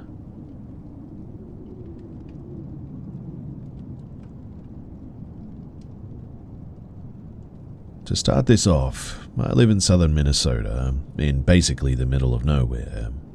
For privacy's purposes, I'll be using fake names, and it was around 9 p.m. when this took place. So, I was with my friends Ali and Ella. We were driving around in my golf cart and went to a spot where I would normally hike. It was sort of a large valley, I guess. Not sure how else to describe it, but it was an abandoned construction zone that was never finished.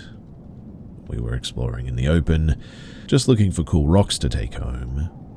There was some sort of a bird that kept following us. Every time we would approach it, it would go fly away, but the second that we would keep going, it appeared again. It just wouldn't leave us be, but we didn't think too much of it.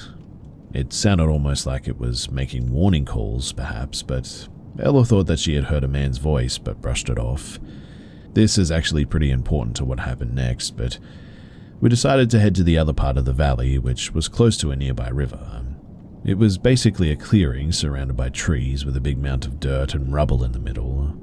We stopped because I had said that there were always some cool stuff to find there. So I parked the golf cart, and right as we were about to get off, I get this overwhelming feeling of danger and feeling of doom. It felt like my stomach had dropped to the floor. Then Ella points at the top of the mound, and on the top was some sort of creature just standing there.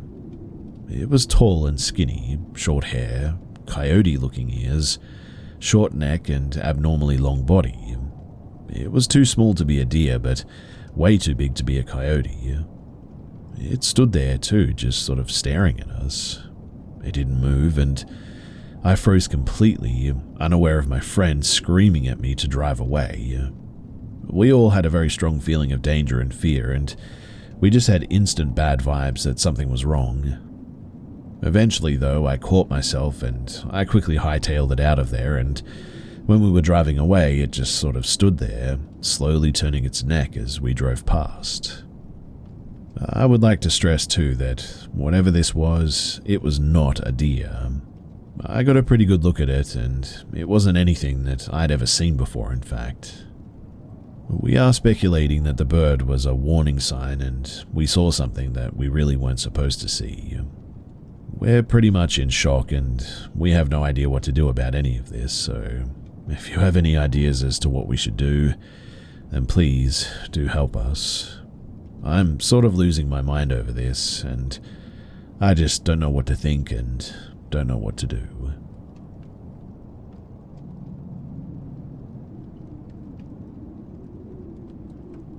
This happened in 2019. I was 25 at the time. I was living with my parents, sister, and my partner, as we were saving up to buy a house at this point. My parents' house was in a relatively big city in California, which has a big homeless population. The house was on a street that dead-end to a park, which was a common hangout spot for homeless people. There were always homeless people walking by our house, of which most of them never caused any problems. Now, the other piece of backstory that you need to know before I get into this is that my sister is special needs. She, despite being 19 at the time, appeared both physically and mentally more like a 10-year-old, I guess you could say. This particular day, my mum and I had taken our dogs to the vet. My partner was at work, and my dad was working in the backyard. This left my sister kind of alone in the house. When my mum and I came back from the vet, my sister opened the door and greeted us, saying, "This is my friend Julia." And behind her stood a woman who looked like she was probably in her 20s. She had my sister's socks on and was eating food from our house. This was confusing because the woman could have been a friend of my sister's, as she was in a lot of programs for adults with special needs, and we didn't necessarily know all of her friends. But my sister also has a limited vocabulary to explain situations with. So my mum says, "Oh, you know my daughter?" Julia says, "We're getting to know each other." And that was a huge nope. My mum says, "How are you getting to know her?" Julia answers, "Oh, well, I just live on the corner." "You live around the corner?" "No, I live on the corner. I needed a tampon, so your daughter let me in." At this point, my mum is speechless. I've never seen her speechless, in fact, in my life, and I'm whispering to her, "Get her out." Julia is kind of pacing around grabbing more food from our kitchen. She's acting erratically like she's on drugs. I again tell my mum to get her out. My mum says, "I know that, but if she has a knife or a gun or something, I need to do it carefully." My mum follows Julia into the kitchen and says, "I'm so sorry, you need to leave because I need to go run an errand." Julia, she ignores this request. At this point, I look in our bathroom where there is a pile of Julia's things. Again, my mum tells her that she needs to leave. Julia agrees and goes into our bathroom and locks the door. She was in there for a while. It felt like forever, in fact, but maybe it was around 5 minutes. We were pretty certain that she was doing drugs in there, but finally Julia has all of her stuff and she leaves, taking socks and snacks with her. I run to get my dad and we all debrief. It seems like, from what we can get out of my sister, is that Julia knocked on the door and asked for a tampon, in which my sister lets her in, trying to be helpful. Julia then realizes that she's practically alone with what looks like a child and takes full advantage, stealing clothes and shoes from us. We have a serious talk with my sister and tell her that she can never open doors for strangers like that ever again. And we spend the next few months worrying that Julia spread the news that our house was an easy house to get into.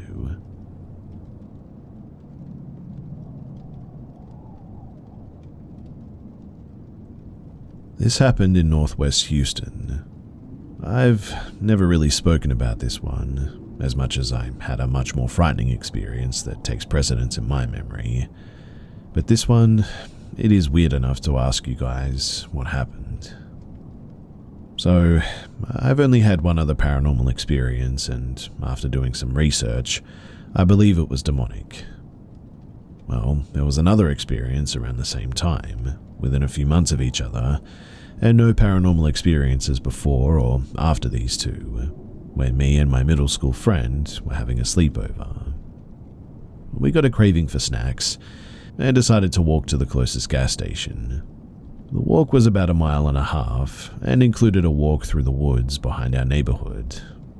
We cut across the creek and turned right, which led to a road, but the road was at least 3/4 of a mile away with dense woods on both sides of us.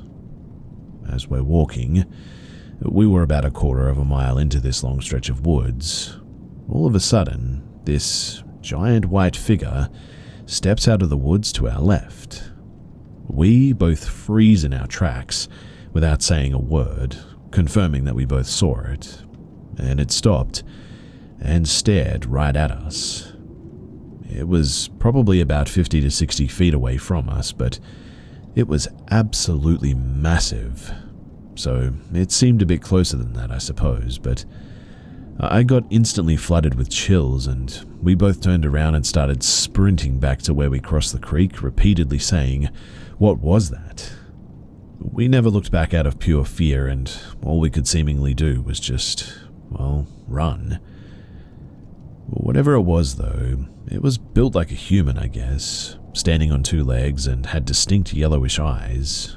It was easily, and I mean easily, 9 feet tall, and we don't have any sort of animals that would have resembled that in the area.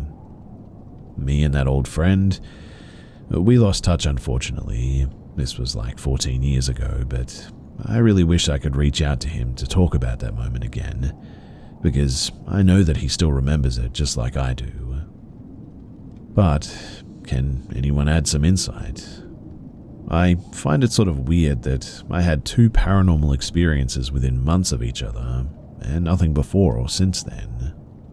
I get chills just talking about this and reliving that memory, but I'm really curious if anyone has any ideas. Just to clarify too, we were not drunk, high, or anything, stone cold sober. We were too young at the time to do any of that stuff yet, and so there was nothing like that involved. So again, if you have any idea as to what this was, then please do let me know.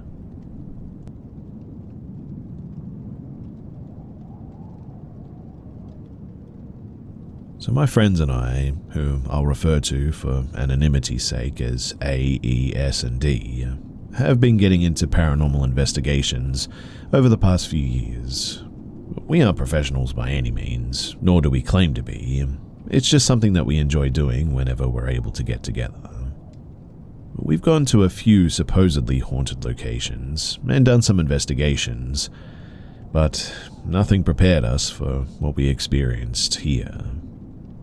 So one day, we were discussing where we should go for our next paranormal investigation.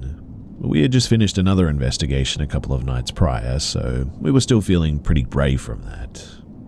As we were discussing where we should go, one of our friends suggested that we should check out this old abandoned school in rural Tennessee.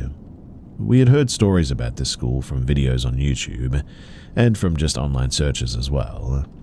If you know the story about the boy who was bullied to death and buried underneath the floorboards, then you'll know what school that I'm referring to. If you don't know the story, then here's a brief summary. A young boy was cornered in the boys' bathroom at this school by a bully, apparently. The bully beat him up so badly that he ended up succumbing to his injuries and died on the spot. The bully, in a panic, realizing what he had just done, decided to pull up some of the floorboards with his pocket knife and stash the body underneath them. Because of how brutal it was, it is said that something very dark and malevolent is haunting the school, as well as the boy.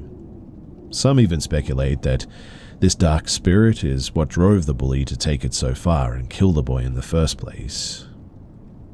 Sadly, Our friend A wasn't able to come with us on this investigation, so I invited another one of my friends, who I'll refer to as H. H wasn't really into the paranormal, I guess you could say, like the rest of us are, but agreed to come anyways, just to hang out and to have something to do. So we all got into our cars and drove to this school, hoping to have some paranormal experiences and maybe even catch us some paranormal evidence that we could show off online.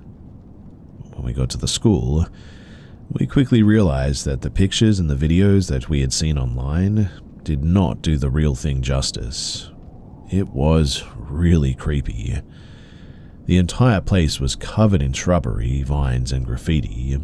The windows had been busted out and the doors were off their hinges, presumably from all the local kids looking to get a rush by breaking into and exploring a creepy abandoned school. We walked around the school and eventually found the entrance to the basement, which apparently you are not supposed to go into, especially the boiler room. Not just because the whole building was on the brink of collapse, but also because that's where it primarily lives. So, of course, that's one of the first places that we wanted to go. We walked around the basement and did some exploring, just to survey the area and to get a better idea of where we wanted to begin our investigation. We eventually did find the boiler room, and at first glance it didn't seem like anything special, just some broken down equipment, graffitied walls, trash thrown all over the place, and a random school chair sitting in the corner. E laughed at some point and made the comment, must not be a very powerful spirit if this is where it has to live. We all let out a bit of a chuckle in agreement, and continued on our way through the basement. Thinking back now, that may have not been the best comment to make about this thing and its home. We exited the basement and went into the main area of the school. The main area? It really wasn't any better than the basement. Graffiti and trash were everywhere. The ceiling was falling in, the floor was collapsing in some areas. We explored the halls eventually, some classrooms, the gym, and we even found the bathroom where the bullied boy was supposedly buried underneath the floorboards. After exploring for a little while longer, we decided to start our investigation proper.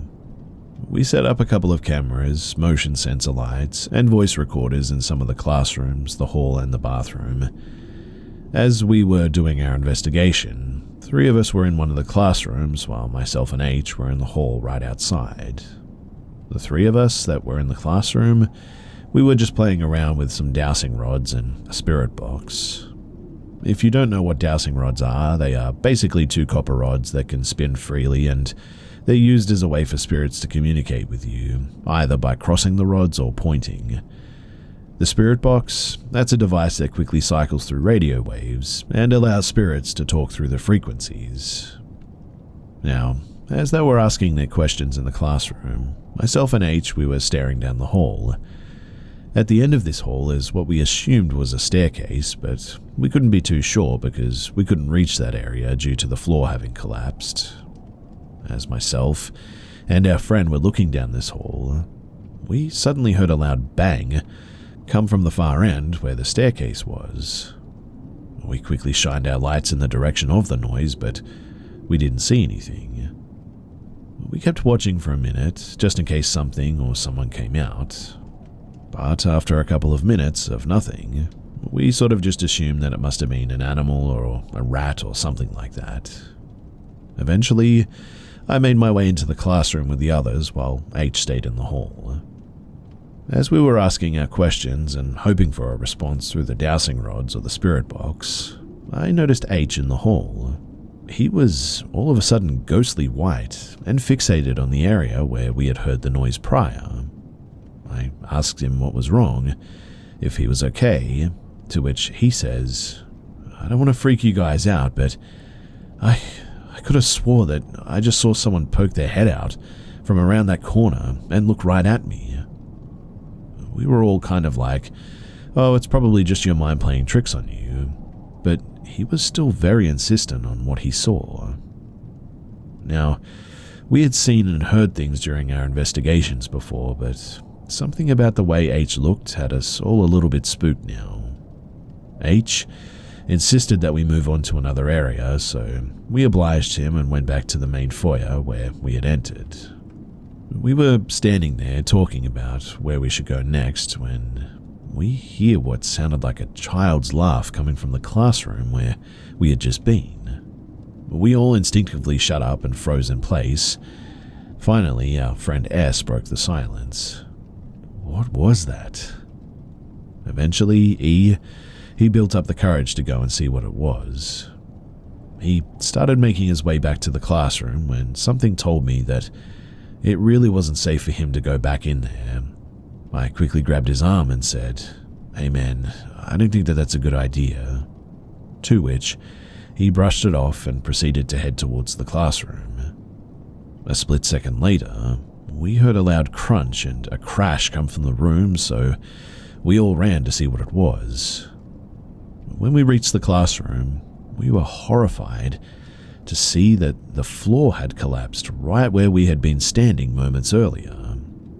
Had something not told me that it wasn't safe, I wouldn't have grabbed E's arm, and honestly, he probably would have been at the bottom of the school right now. If not dead, then at least very hurt. As we stood there, in shock of what had just happened, we began to feel, I guess, very grateful that the floor hadn't collapsed while we were all standing in there. We decided that, honestly, that was enough of the classrooms, and we made our way into the gym. The floors felt much safer in there, that's for sure. We continued our investigation, and thinking back now, we probably should have left after our friend almost died, but we were dumb and we wanted to go on. I took the dowsing rods and began asking those generic questions. Is anyone there? Can you tell us your name? Etc. Eventually I asked the question, can you point to where you are? And to my surprise, the rods pointed in the direction of the darker corner of the gym. Guys, come here, I shouted to my friends. I think I'm getting something. As my friends came closer, the rods began to move as well. Now they weren't pointing in the corner anymore. They were seemingly following E. Now might be a good time to mention too that this is the same guy who almost fell through the floor, and the guy who made the silly comment in the basement about this thing's home. I'm not saying that he was being targeted by this thing, but it sure seemed like it at this point. It was weird too, because no matter where he moved, the rods, they seemed to follow him. He went left, they followed. He went right, they followed. He ran around me and they followed full circle. This creeped us out beyond belief, so we wanted to know why the rods were following him. As we asked our questions as to why the rods were doing this, someone eventually asked, "Are you mad at him?" And then, in an instant, the rods went straight and unnaturally still, and the room, it felt really eerily quiet. So quiet, in fact, that it was as if we had fallen deaf almost instantaneously. I got this insanely bad feeling as if something very evil had just entered the room. I get goosebumps thinking about this. A few seconds later, I felt something strong physically grab the ends of the rod in my hands. Whatever was grabbing them began thrashing them back and forth with enough force to move my whole body as if they were trying to break them from my grip. As this was happening, noises started coming from all around the school too. It sounded like doors and lockers were slamming, things being thrown down the halls and all around us, and screaming. Though admittedly the screaming may have been coming from us, but it didn't help our situation by any means, that's for sure.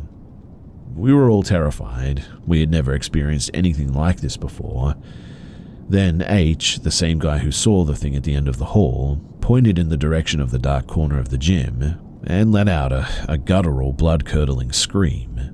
We didn't even bother to look and see what he was pointing and screaming at. The only thing in our mind at this point was get out. We all quickly grabbed our things simultaneously and sprinted out of the school back to our cars. We got in and we peeled out of there as fast as we could. Eventually, we met back at my place, still obviously shaken up by what had just happened. After taking a while to process this experience and decompress a bit, we asked H what he had seen. And he tells us that as everything was going on, he looked into the corner of the gym and saw something horrifying. He described it as seeing a massive thing, probably 7 feet tall, standing in the corner. It had allegedly unnaturally long arms that were spread out wide. Its head had long devilish horns, and its mouth was open so wide that you could probably fit your head into it. He said, though, that on top of that, on its unusually large mouth was also a smile, more evil than you could ever imagine. And knowing that something like that was so close to us, honestly, is just bone-chilling. In my opinion, we were lucky to make it out alive that day. We've never returned to that school, and we have no intention on ever going back too. As far as we're concerned, if that old school was demolished and the rubble was burned, they'd be doing the world a favor. Maybe it would destroy or, at the very least, trap whatever that thing was in there for good. If you know the school, then I highly suggest that you never go inside, or even go onto the property, in fact. Honestly, save yourself from the trauma. Believe what you want, obviously, but that night for us will forever be burned into our minds.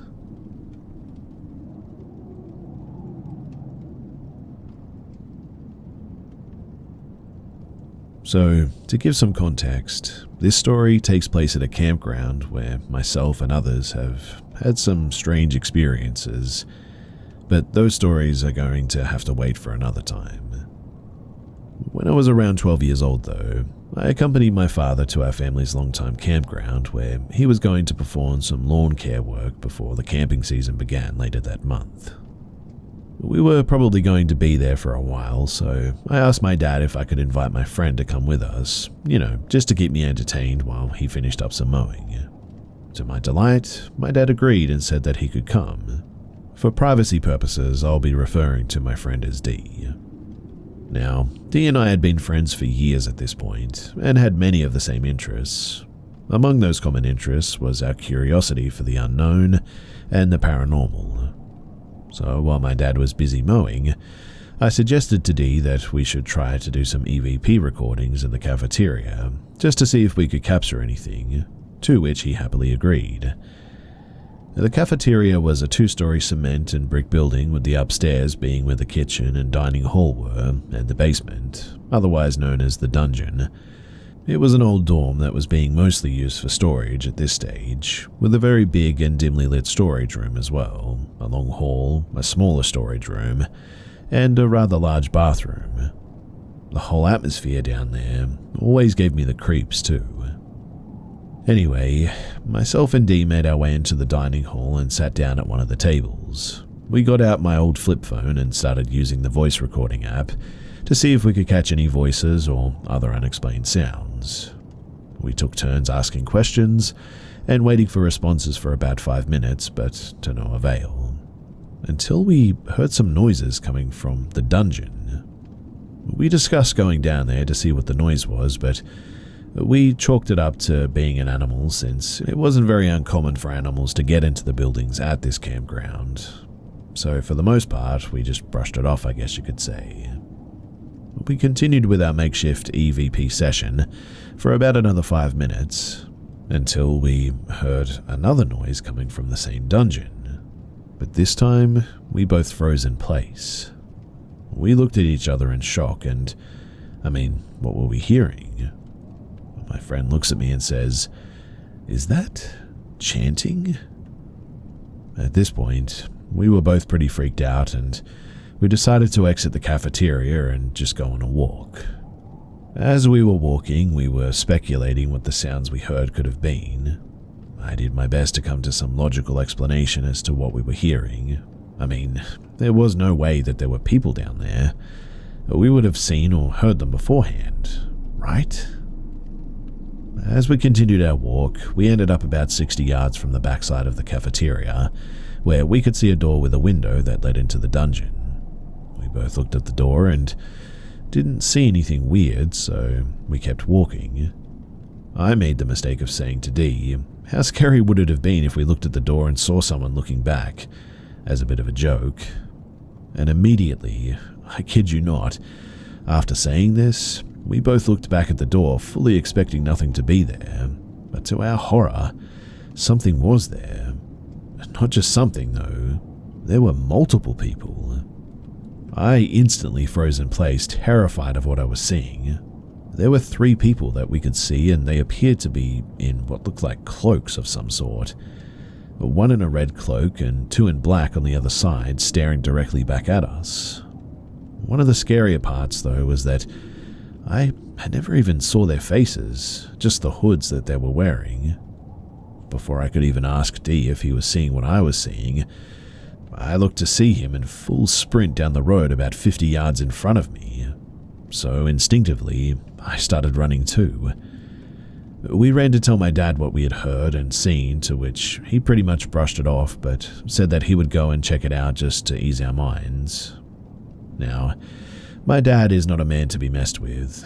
He was a 6'5" cop and almost 300 pounds, so just his sheer size would be enough to pretty much intimidate or scare someone off if they were trespassing. My dad went and checked the dungeon as we watched from a distance. He came back out saying that everything was fine and he didn't see or hear anyone in there. We were still a little bit freaked out, but glad that he had said that there was nothing to worry about and nobody was there. So we continued with our day until it was time to leave, but we definitely steered clear of the cafeteria. Flash forward about 8 years, and I had mostly forgotten about the whole thing.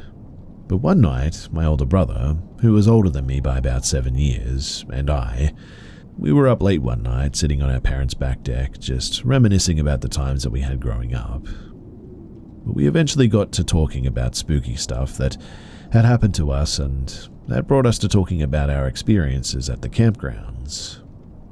I proceeded to tell my brother the story about Dee and I seeing and hearing the people in the cloaks in the dungeon. My brother then gets a sort of very perplexed and somewhat scared look on his face and says to me, "You're joking, right?" To which I said, "No, I wish I was.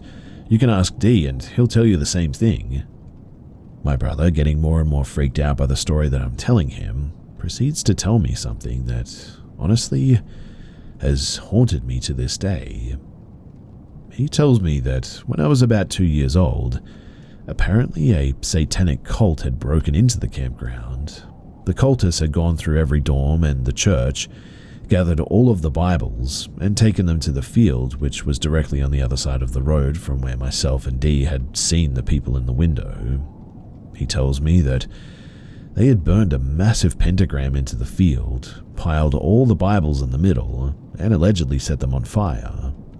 The next day, a couple of workers had gone to the campgrounds to do some regular maintenance, and they had found what had been done.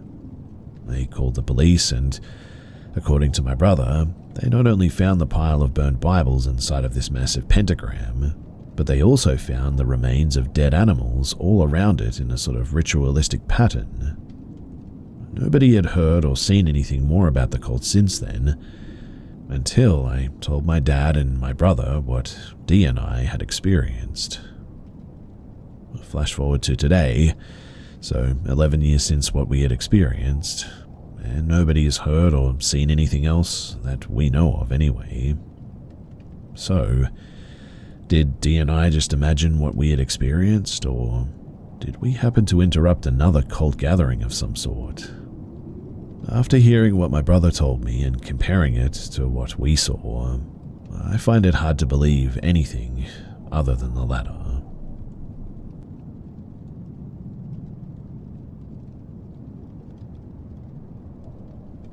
I was about 13 when this happened. My parents were gone for a weekend for a trip together and left me and my 2 siblings home alone. Our grandma was a minute down the road if we needed her, and my sister was 18 at the time, so it really wasn't a big deal for a night or two. I was in the spare bedroom, which had a couch, TV, and Xbox 360 in it. that I was really into playing or used to watching Netflix on. It was the summer of 2015, by the way. I was watching some random show. Knowing me, it was probably The Vampire Diaries at the time, and it was maybe 9 or 10 at night. And that was when I heard it. 3 knocks on the window. I ignored it at first, just thinking that it was a little bit weird, and just keep scrolling through the memes on my iPod and watching TV when it happened again, which is about the time when I started freaking out. The windows in the room had curtains over them, so I didn't see who it was, but I knew that I needed to get out of there now. I went to get my older sister and told her what was happening, and as I moved through the house, the knocking on our windows followed me, knocking 3 times every single time. She and my brother heard the knocking on the glass too, and started freaking out with me. My sister had me and my brother hide in the corner of our kitchen that doesn't have any windows looking in and made sure our front door was locked. We called our parents and then our grandma. They had us call our next door neighbor to take a quick look around. He was a Vietnam vet in his 60s at the time, and we knew that he had guns and training if needed. But he didn't find anything. We were all unsettled the rest of the night, but we knew that our parents were coming home the next day, so we weren't too worried. Fortunately, everything was okay and it never happened again. But to this day, about a decade later, it still bothers me not knowing who it was. I have 3 theories, which was progressively less probable, I guess. It could have been a man that was doing horrible things to me through the summer or winter, but I don't think he'd be bold enough to get that close to my house, not knowing who was home. That's a whole nother story. And the final option was my biological father, who was barely in the picture at the time. Again, I don't know who it was, but the whole thing was really creepy, and I'm glad that my sister was there that day because, honestly, I don't know what I would have done without her.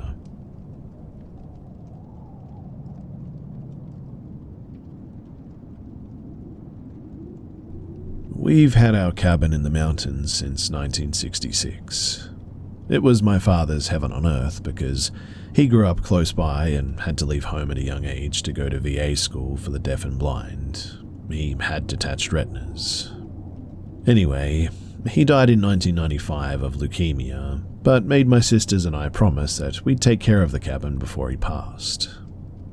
In 2005, my sister who lives in Texas called me on a Saturday, asking if my other sister and I were at the cabin. I said, no, but we're going next weekend. Why? And she said that she had gotten a missed call from the cabin landline on her cell phone, called back and no answer. I was like, it's possible our uncle was over checking on stuff, but I'd cancelled long-distance service a few months prior because we only used the phone for local calls and to have in case of 911. So I thought maybe they took it off the bill, but LD was still active on the phone. I called the cabin number and no answer, so called my uncle's house. He answered and said that he hadn't been over there since the last time we visited, but he'd go check on it just in case our neighbor was over there for a problem. It's a remote house, and you have to go through the neighbor's land to reach it. After a while, he called back saying that apparently nobody was there, and he had tried to call me from there but couldn't because there was no LD. He also checked with our neighbor, and they hadn't been there either. I called my sister back, and I told her that it couldn't have come from the cabin because our uncle hadn't been there, and he verified that LD wasn't working anyway. She was adamant, though, that it came from that number, said that it was in her call history even. We both ended up half-jokingly saying that it must have been Daddy calling her. When we hung up, I laid my cell phone down beside me and said out loud, "Daddy, call me." Sounds stupid, I know, but I felt jealous that he would call her and not me. And I kid you not, my phone immediately rings, and the screen says unknown caller. I was like, oh heck no, thinking that this couldn't be happening. With chills and bumps on my arms, I picked up and I could hear nothing but static and what sounded like several people's voices from far away. I kept saying hello, hello, but just could hear nothing but static and those faraway voices. After a few seconds comes this loud voice, like someone had the receiver right up to their mouth, but it didn't sound like my father, saying like mimicking the sound of a buzzer going off when a wrong answer is given on the game show or whatever, sort of like gotcha, and then the call disconnected. I called my sister back immediately, absolutely freaking out at this point. She said that it has to be Dad trying to warn us that something is wrong. We really didn't know what to think, and it almost felt like we both had imagined it all, but we could see the calls on our phones, the call history. She said maybe he called her instead of me and my sister because she would have paid attention to a VA number living in Texas, whereas my sister and we might not have paid attention. She insisted, though, that we check everything out when we went back up there, and was convinced that he was trying to send a warning. The next weekend, my other sister and I went to the cabin for our already planned trip. Our uncle always goes over and opens up the house and starts a fire, so it'll be warm when we get there. When we arrived that day, he said that he decided to clean out the flue, and good thing I did because it was full. Only had an opening of about an inch. That thing could have burned down the house, you know. To this day, we are convinced that our father was warning my sister about the chimney flue being blocked. It still gives me chill bumps when I think of the phone calls, but I kick myself for not taking screenshots of them. I do that automatically now for, well, so many things, but 20 years ago, not so much. If it had only been me, I know I would have thought that I must have dreamed it, because it just feels, well, really surreal, I guess. Almost like living in a time warp.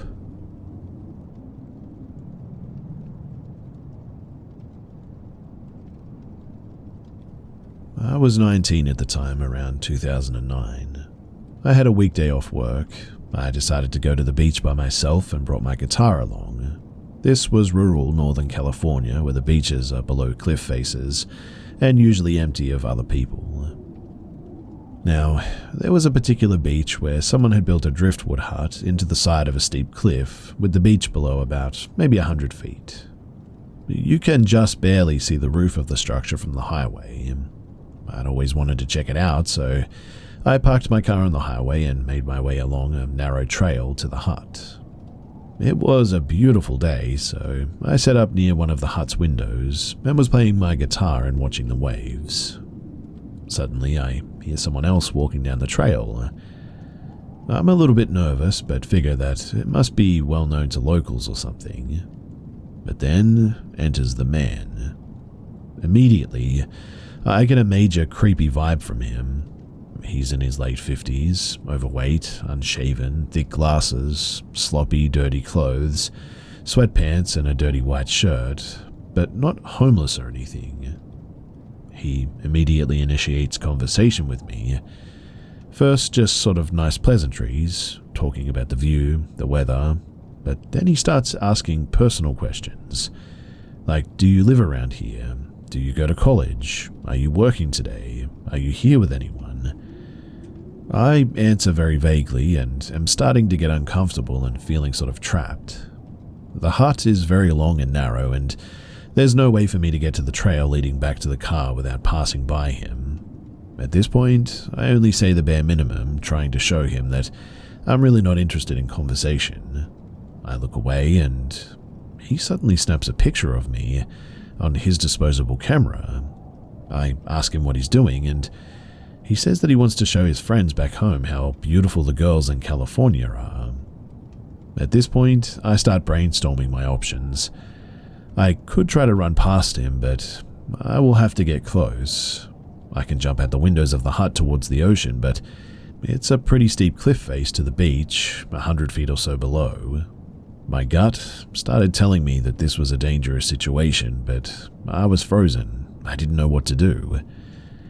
Then he tells me that he needs to go to his truck to get something about his camera, but I knew that he had already used his camera. He leaves the hut, but there's still no way for me to get to my car without passing him. I'm brainstorming what to do, but I kept thinking maybe I'm just overreacting. I quickly run to the entrance of the hut, but he's already making his way back down the trail towards me. And this is the gross part. He has a very large and very visible, well, you can probably guess, in his sweatpants, and he also has something under his arm. I quickly run to the opposite side of the hut and jump out the window, sitting on the ledge of the steep cliff. And in that split second, where I had to make a decision, I look in the sky and see two hawks fighting each other. I had just read The Alchemist, and if you remember, the universe sends the main characters omens and signs. One particular omen in the book is two fighting raptors, which ended up meaning something bad was coming and to run. I took that to heart for whatever reason, and in that moment, I knew that I had to scale the steep cliff to the beach below. I decided that I'd rather die falling or die swimming across the river. The beach below was also the estuary to a large river, than find out what that creep was planning. So I started scaling the steep cliff. He ran to the edge and asked where I was going. He yelled for me to come back. Adrenaline kicked in so hard that I made it down surprisingly fast without falling or even getting hurt. Luckily, he didn't follow. He stood there the entire time yelling for me to come back. I was visibly shaking when I got down to the bottom. I made it to the beach and hid in some vegetation for what felt like forever, but was probably only 20 minutes. I finally decided that it was safe to walk down to the beach where the actual trail was. I could see a man standing at the top, and it wasn't him. I could tell by the silhouette, but I was still terrified that he had an accomplice. I decided to risk it and run up and ask for help, and it, luckily, ended up being a park ranger. I quickly told him the whole story. We walked to the hut, and by this point, the creep was gone. He put out a radio call so enforcement would be on the watch out, and I filed a police report in the end. Then I left abruptly, and I left my purse and all my stuff in the hut. When I left abruptly, I left my purse and all my stuff in the hut. It was still all there when I returned with the ranger, but I was terrified that he went through my belongings and saw my address or my ID or whatever. For months afterward, too, I was honestly scared to be alone at home. Honestly, too, I genuinely think that the creep, he would have done something awful if I had stayed in that hut that day. I think he might have gone to his truck for a weapon or a rope or something, but I'm not sure since I couldn't see what he was tucking under his arm. At 19, I didn't know to trust my gut. These days, I know not to worry about what anyone thinks if I feel danger and the need to bolt. I'm not religious or anything too, but I thank the universe for sending me a very clear sign at such a pivotal moment.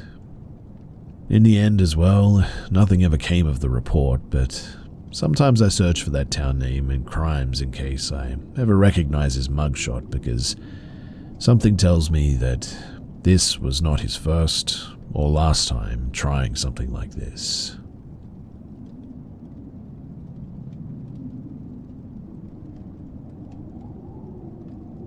Back when I was 5 or 6 years old, in the mid-80s, we lived in Rutland County, Vermont.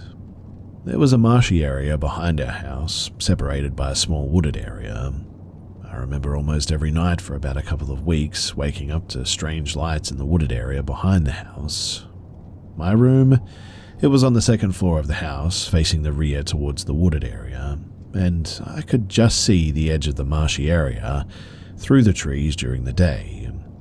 My parents' room was directly across the hall, facing the front of the house. Now, I remember going into my parents' room and telling them about the lights, but my mum would always send me back to bed without checking. I got so scared that I'd hide under my bed when the lights were happening, and it was around this same time that I started seeing small, bipedal creatures that stood about 2.5 feet tall, with large black eyes, coming out of the woods and seemingly trying to get into the house. When I told my parents about them, they would say that they were just bad dreams and not to worry about it. Almost every night, though, after seeing the lights, they'd come out of the marshy area, or wooded area, try to get into the house, and I'd hide under the bed, too scared to do anything else. Eventually, the lights stopped, and they stopped coming out of the woods. My parents still think that I was just having reoccurring nightmares, but I can assure you that I was wide awake and I was not having bad dreams.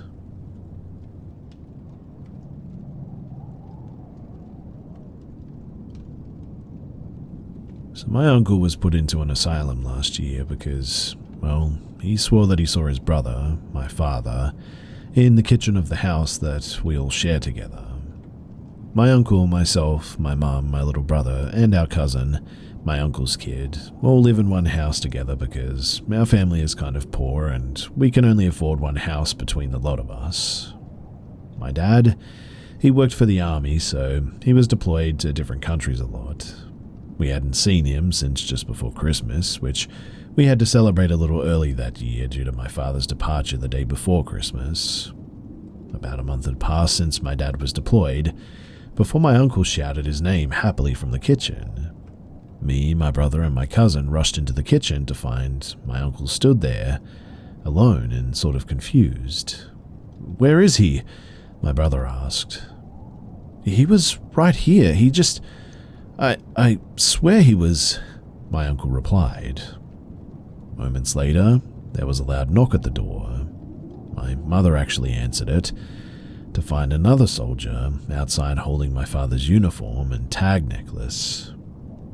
My mother didn't cry, at least not then. Her wails echoed every hallway at nighttime, though. She just wanted to be brave in front of the kids, I guess, myself included. But my father was dead, so how could my uncle have seen him? Nobody spoke to my uncle for weeks after this. They thought that he saw the soldier coming down the pathway to our front door and made it all up as a sort of sick joke that he thought his brother might have found funny. My uncle, though, went crazy in the weeks that nobody spoke to him for. Absolutely insane. Like, he muttered to himself, he lashed out at everyone, he roamed the streets at night shouting and causing a fuss, telling random strangers what he saw was real. Nobody believed him, though. 2 police officers brought him home to us the night before we decided to put him into an asylum, for everybody's safety, him included. When we left the asylum, though, the following day, after leaving my uncle there, we arrived back home shortly after this, and I looked over at our kitchen window to find my father shaking his head at me. I instantly froze in my tracks, rubbed my eyes, but when I opened them again, he was gone. So, what the heck happened to me that day? Was my uncle telling the truth?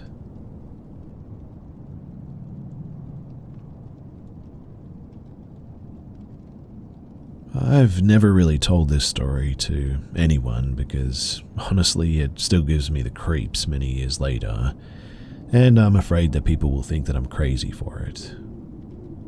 This happened back in 2018 to 2019 at my college apartment at the University of Northern Texas, UNT.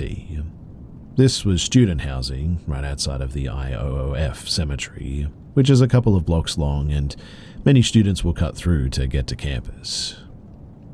I shared my apartment with my roommate, her name was M, on the top floor. When you walked in, there was the kitchen and then the living room further in. We each had our own bedroom, mine to the left and hers to the right of the main space. Our personal rooms had separate locks, because we were technically paying separately like 2 dorms. Her room touched our neighbors and the back wall had a sort of window facing our view of the pool and the cemetery. My room touched the outdoor hallway or breezeway and also had a window on the back wall facing the pool and the cemetery. Both rooms also had their own bathrooms and closets too. Also, we were not able to get into each other's personal bedrooms because they had separate keys from the main apartment key. Now, one of the first instances happened on a weekend for me. M usually went home and I sometimes stayed at the apartment to study, hang out, etc. This instance, I walked in and I noticed her light was on and heard movement all inside of her bedroom. I called out to say hey and told her that I was there, but there was no answer. I didn't think too much of it and continued doing my own thing. Em later texted me asking if she had left her charger there, meaning that she wasn't there. I definitely freaked out at that and ended up getting someone from the apartments to come and check her room because at this point I suspected a break-in or something crazy. And well, in the end, no one ended up being in there, and I ended up going back home to my house early. This continued for weeks though, where I would see her lights turn on and off when she wasn't there, both during the day and the night. What was much worse though, started happening about halfway through our year there. Now, my bed faced away from my bathroom and towards the outer window in my room, and at night, I would start hearing my toilet flush, like multiple times a night. My dad and the apartment staff both ended up checking it, but nothing appeared to be physically wrong with the toilet itself. When this would happen, I started checking the time, and I noticed that it would always happen between 3 a.m. and 5 a.m. in every instance. Shortly after the flushing started, Em and I both would hear knocking too. It always sounded like it came from the outer wall, overlooking the pool and the cemetery, rather than the inner wall against the hallway. It would always be 3 knocks too, again at nighttime as well. Em had brought up that she was hearing it, and that honestly made me more nervous because it meant that I wasn't just dreaming it up after being freaked out by everything else. To me though, the scariest part happened right before we moved out for the school year. Thankfully, we only had a few weeks left at this point, but around that same window of time, I would hear a baby crying. At first, I would wake up and assume that, well, maybe it was like 10 p.m. and a neighbor would have brought her baby out to the pool or something to not wake up anyone inside. However, once I got brave enough to check everything out, I realized that it was much later than that, like 3 a.m. to 5 a.m. I asked Em if she heard it too, and she told me yes, but only once or twice at this point. So, one night we ended up staying awake until 3 in the morning to see if we could hear anything, and we heard the knocking but no crying this time. However, the next day our AC went out. Not sure if that's related or not, but Em and I both heard the crying the next couple of nights after this. Em and I ended up doing some research about attachments and cleansing the apartment after this. We only had a couple of weeks left, but we honestly didn't want the next girls to have to experience this too. Em was a little more knowledgeable about all of this, and she did a sage cleanse and bought a crucifix for the door as well or whatever. And after these cleansings, the electrical issues, knocking, flushing, and crying, amazingly, they all stopped. We only had 2 weeks left at this point, so I'm hoping it truly was gone from the apartment for the next tenants. Ultimately, Em and I kind of drifted apart after graduation and COVID, but it was definitely a bonding experience when it happened. I'm hoping she's doing okay and free of any attachments like we experienced. I'm also sharing this here to see what you guys think it could have been, and also if we did anything right or wrong with the experience. I'm also curious if anyone knows anything about the cemetery and area in Texas, so please feel free to share if you do. I appreciate you guys listening, and I hope that maybe this story can potentially help someone else out there. The experience, it definitely still scares me to this day, so please be kind, even if you think that all of this is just baloney.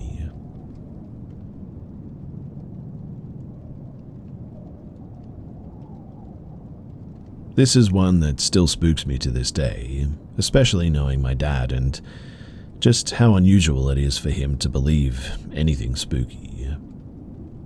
Now, this was probably around 2006 to 2007. At the time, we were living in my hometown, a tiny rural town in a Virginia valley, surrounded by the Appalachian Mountains. My dad, he was the youth pastor at our small church, and we were living in the parsonage, which is a house owned by the church, which houses one of the pastors. It was in a rural area of the community, surrounded by farms and cornfields. It always creeped me and my 3 siblings out too. But there are so many other instances that I could share, which explains why all 4 of us now jokingly refer to that old house as haunted, even though we don't really believe in ghosts, but this one still lives in my mind. So one night, my dad was up late working on a sermon, sitting on the couch in the living room. My younger sister, about 6 at the time, walked out of the room, presumably sleepwalking, wearing a white t-shirt of my dad's. She walked into mine and my sister's room that we shared, and she just never really came back out.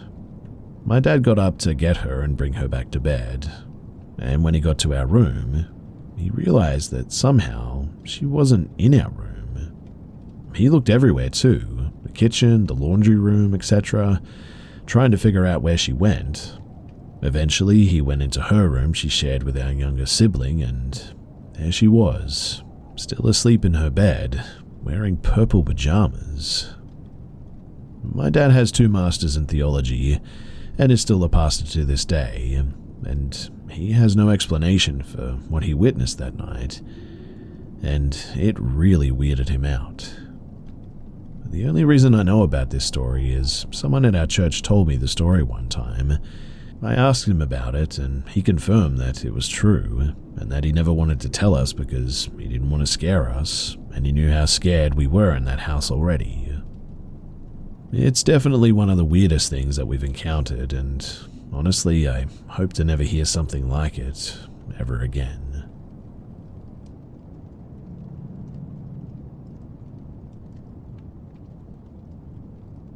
This happened to me recently, and I am genuinely creeped out. I'm a woman, and I was trying to get rid of my ex's stuff. Everyone told me to do Facebook Marketplace, so I did. I listed a lamp for $5, I just wanted it gone, and this guy contacted me asking for it, then told me that he was going to come and get it, but he's driving from an area about 30 minutes away. I made a mistake.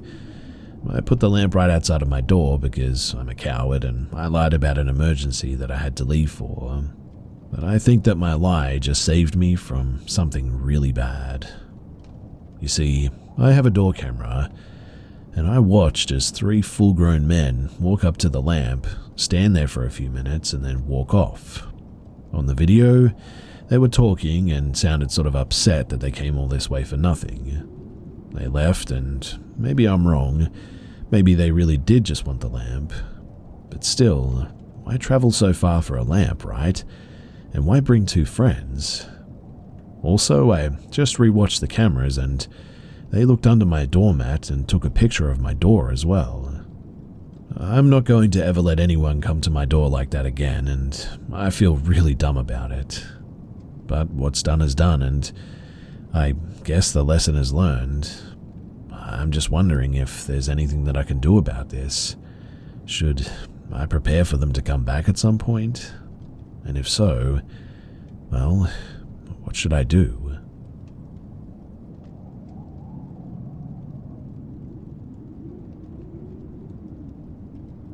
When I was around 9 years old, my father was fixing up our house with 2 rooms on the left, a hallway in the middle, and another room and a bathroom on the right. And one night, he took off all the doors, leaving just curtains in their place. While I watched TV in their room, I heard my dad from the living room asking me where I was, claiming that he saw a dark shape of a kid run from my room to theirs, right to left, and that he saw the movement on the curtains as well. He brushed it off, thinking that it was just the wind or our imagination. But later, my sister, 8 at the time, said that she saw a snake-like shadow outside of her window. I asked her for more details, and she said that it was something big, not a snake, but it moved like one. I thought that she was making it up, and then we went to bed. But after like 5 minutes of turning the lights off, my sister screamed and started crying. I could hear my parents asking her from their room what's wrong, but she wasn't answering. So my dad asked me to go and check. I guess he was scared or whatever. So I go from my room all scared and picked her up on my arms and take her to mine. The next morning, my mum asked her what happened, and She said that she was awake, looking at the ceiling, and then she realized there was a figure, like a weird shape there. When she finally was about to see what it was, she said that it was seemingly a kid with sharp teeth and horns, and the kid jumped on her. A lot of things like this kept happening to her until she was, I don't know, maybe 16 or so, where she would see things right after someone else saw a shape or whatever. And then all of a sudden, after 16 years old, everything just sort of stopped. It was a weird night, that one, and I'll never forget her screams and just how honestly scared she seemed.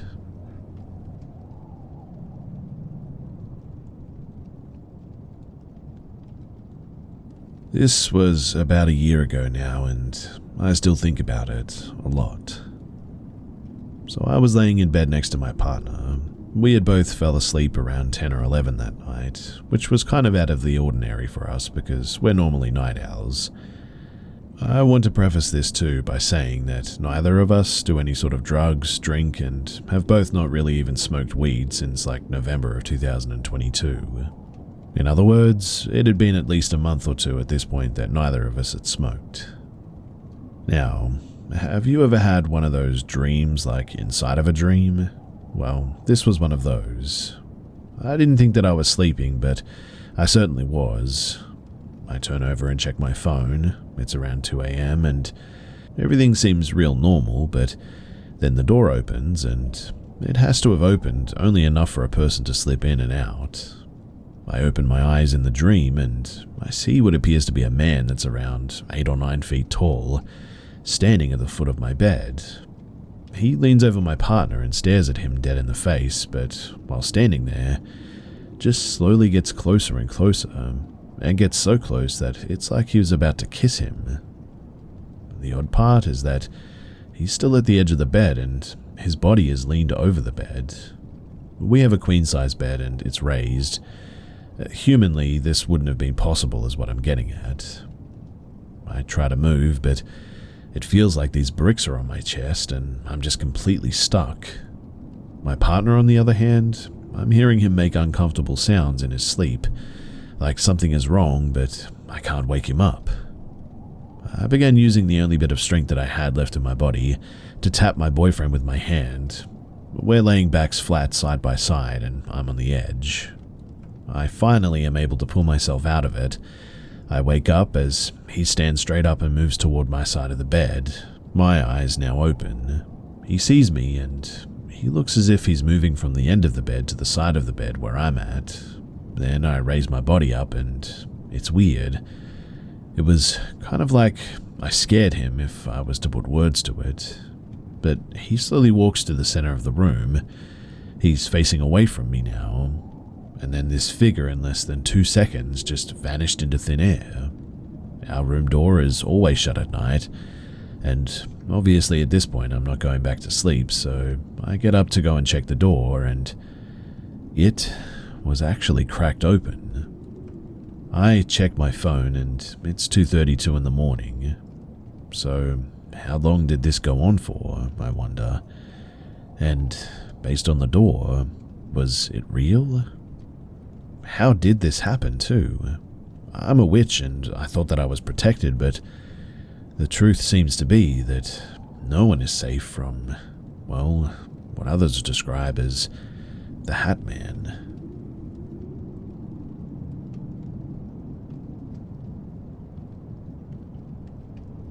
Before I begin this, just to be clear, I've never actually met this person.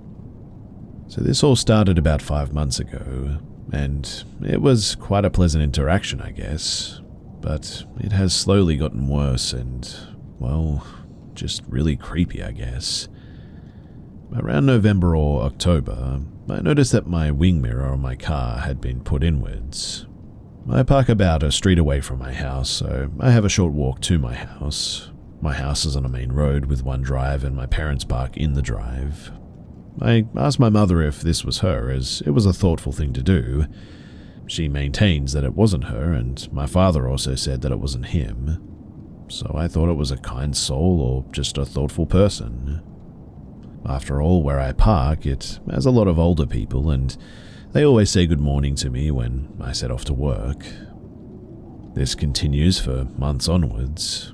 It's only recently stopped since parking away from that side of the street. But I asked a couple of older people on that street, and they said that it wasn't them either.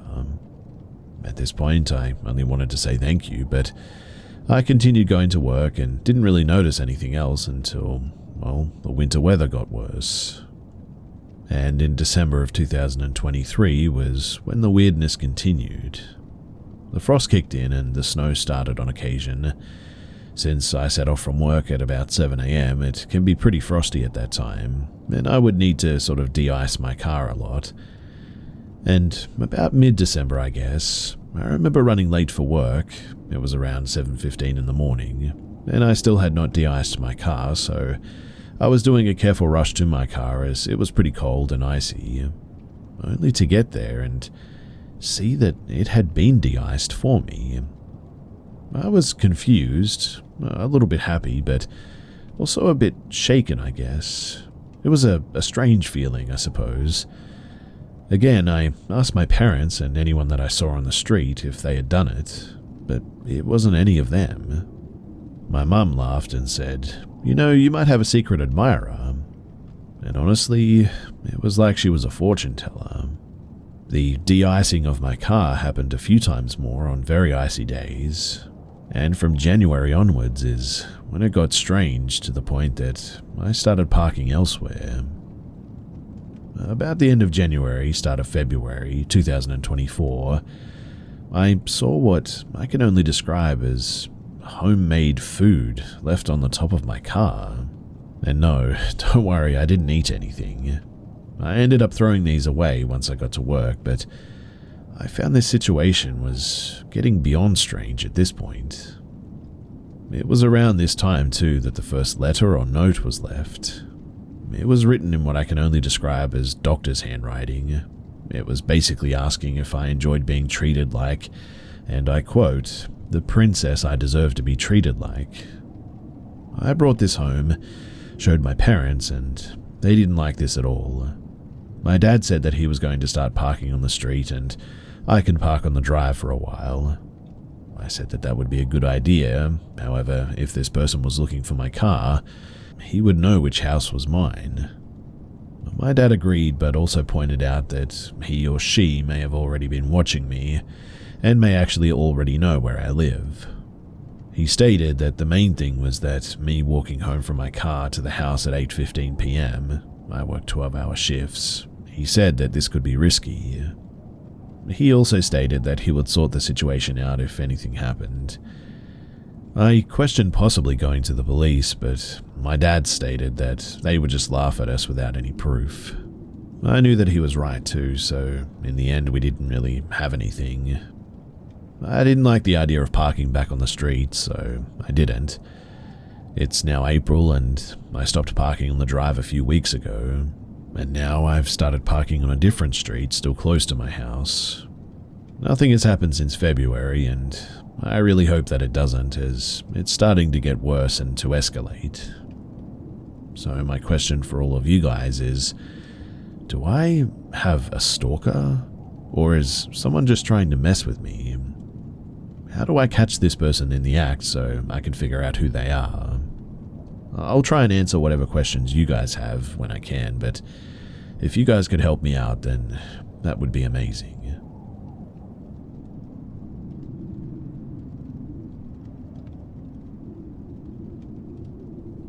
So this incident happened a few days ago. I work at a bar and will usually travel home between 12:30 and 1:30 in the morning. In the warm months, I'll usually use my bike or electric scooter, and on this night, I was riding the scooter. I was only a few minutes away from home at this point, but I had heard my phone go off a couple of times in my purse, so I decided to stop a moment to make sure that it wasn't anything important. I realized that this probably wasn't the greatest decision, but I don't normally get notifications like that so late at night. So I go to pull over on the sidewalk near a sloped entrance into a plaza that has a couple of bushes on either side, and on the left side there's a stone fence of sorts, or more plants I guess, but I would have been maybe 15 or 20 feet away from the left at that point. And as soon as I stopped and went to get out my phone, I noticed movement out of the corner of my eye. It was a tall, thin man standing up from where he had been hiding in the bushes on the left side of the entrance. He was looking right at me. He said something that I couldn't really make out and started to walk toward me. At that, I immediately got on the scooter and drive and back onto the road after that. I don't ever stop and talk to people at this time of night as a matter of principle, but anyone hiding in the bushes at 1 a.m. certainly isn't someone that I want to be dealing with. Sadly, things like this happen a lot here, though this instance was definitely one of the creepiest that I've experienced. And yeah, I definitely realized that I shouldn't have stopped, let alone when I was so close to home like that. And I guess the lesson here is, don't make the same mistake that I did. Always be vigilant when you're out at night, especially alone, because you just never know who might be hiding in the bushes, waiting to pounce at the right moment.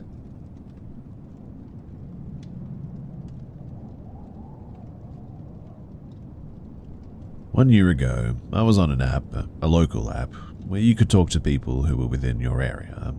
I met a nice girl there, and we also had common interests. We hit it off right away and exchanged numbers and pictures. Everything was perfect. A little too perfect, in fact. She was all over me, saying stuff like, "You're a gentleman," and which I am, I guess, but she was obsessed with me, though, and I'd never had a girl like that before. Even though she wasn't the best-looking girl, she made me feel a certain type of way, I guess. And then, at some point, we wanted to meet, normally on a Saturday afternoon, and had a nice time. We went then at some point to hers and did the deed and that, and had a great time. I tried to sleep at this point at her home, but she didn't want me to. I thought that maybe she had lost interest because of my poor performance, but couldn't be bothered at that point and went on with my day and left the house. But no, she didn't lose interest at all. She asked me if I arrived well after I got home, maybe 30 minutes later. And after that, nothing really special happened, just normal texting about life and stuff. Until 2 weeks later, when I was done with my studies, I wanted to see her again, but something was different. The way that she wrote, without emojis and more direct. And when I wrote her, she almost instantly replied, which is kind of different because she always took her time. That's how I knew her as, and I just wanted to have my way with her and didn't care that much, but it was almost like another person is behind her mobile phone at this point. I didn't care though and said that I'll pick her up with my car at her house, but no, she said that I would meet her at a local park because she has to get fuel anyway. The location that we were supposed to meet was a local park, but she wanted to meet when it was already kind of dark, which obviously was a bit suspicious, but at that time it just all seemed a bit normal to me. But I said, why there of all places, and she told me not to ask any dumb questions, and just said be there on time. I replied LOL okay, and when I was there and was waiting for her, she came 10 minutes later, but I didn't care to be honest. I was just happy that I could see her again. She parked her car and for some reason I just got a really weird feeling. I knew that something just wasn't right, but just couldn't put my finger on it. I checked the location, was looking left and right if there was anything wrong. Also checked the bushes, but there was no one ambushing me or anything. She also didn't come out for the next 2 to 3 minutes, and I was like, yeah, that's just a bit weird. I could not see into her car because the windows were tinted, so I really couldn't see through the windows and stood maybe 20 to 30 meters away from it. I was waiting for her to come out of her car, but she never did. I was smiling, probably because of nervousness, and thought that she was playing just an unfunny joke on me, but then suddenly I get a call. I pull out my phone and it was her. As soon as I pulled out my phone and saw her name, I heard doors open, but not one door, 2 or possibly even more. The way the car was parked was horizontal, so you couldn't really see if there were more passengers who opened the door at that point, but one thing that I knew was my body instantly went into fight or flight mode. and I knew that something was extremely wrong here. I ran for my life, and I didn't look back at who or what exited the car at this point. After I managed to escape, I deleted and blocked her number. I believe to this day that maybe she cheated on her boyfriend and he somehow found out and wanted to beat me up or do some serious harm to me or something. I've heard all the stories in news about how people lash out because of a cheating fiancé or wife, and I didn't want to be another statistic. I don't even believe that she was in the car, to be honest. Probably just 2+ dudes who intended to do some harm to me. I was kind of surprised how fast I could run, to be honest, when I actually tried to. Perhaps because of the adrenaline, I guess. But yeah, I can't say for sure that that was the scenario or if there was something more to it. Either way, I'm just really glad that I got out of there when I did.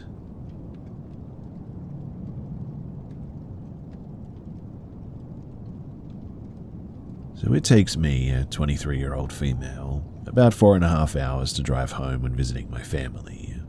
When I have 2 hours left, my gas tank is half full, so I always stop to get gas at the rest stop.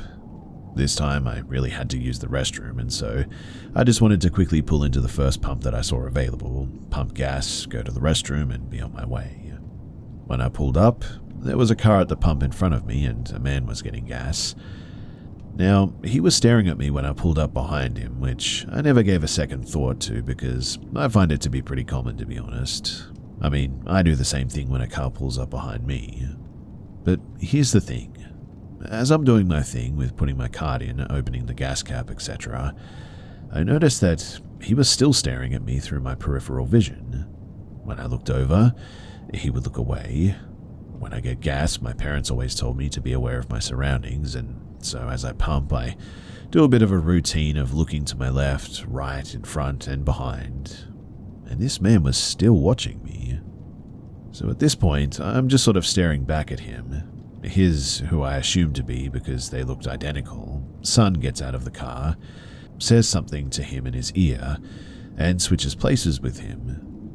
Now, this man is walking towards me, but jerks his body to the passenger side of my car and gets close to look in as he walks by.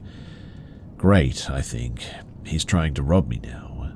Well, good luck because my door is locked. Thanks, Mum and Dad, for that tip.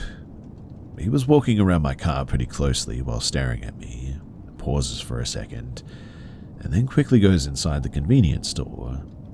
I will say that it did look like he wanted to say something, but I was more focused on finishing up at the pump so I could do my thing inside and quickly leave. I had my pet with me in the passenger side in the carrier, so when I grabbed him, I noticed a pump attendant, which is never common, standing at the trash can across from me. I said, "Hey, I'm just heading inside for a sec, but I'll be right out." He smiled and told me not to worry. Now, you're probably wondering, why didn't you just go somewhere else? Well, 1, I don't fear men generally. 2, I purposely grabbed the attention of the pump attendant to show that I was traveling alone as a female. 3, I really had to use the restroom, okay? Cut me some slack if you think that I'm going to let the male species prevent me from tending to my needs. And 4, in all seriousness, as a female, I'm used to men staring at me and being a bit creepy sometimes. I know what I can handle, and this really didn't seem like it was out of place. So when I go into the store, I notice him heading to the men's room. I purposely chilled a little longer so I wouldn't run into him and leave. I made nice conversation with a lady and her kid. And post-restroom break, I grabbed a drink from the cooler, and this man came right up against me to get a drink. I quickly turned and walked away. I thought that he was gone at this point and realized that he must have been waiting for me. I dodged him a few more times inside, and he finally left. I paid and walked out after the man was already in his car, but when I walked to my car door, my heart sank. A paper was slipped in the handle, and my mind went straight to trafficking because I remembered a girl with a similar story of how she found a paper in her handle and it made her sick when she removed it. I thought, well, it finally reached this point for me. My first thought was to immediately go inside and grab an attendant. Why didn't I quickly get in the car and drive off? Because the man's car was still parked in front of mine. I didn't want him following me and possibly forcing me into something like an accident, causing me to be alone with him, since the highway was pretty empty today, until we wait for the police to show up at least. But I noticed the pump attendant who was standing on the other side was now at the trash can next to my car. He handed me some napkins and I took the paper out, and as soon as I did that, the man and his son drove off as I went to throw it away.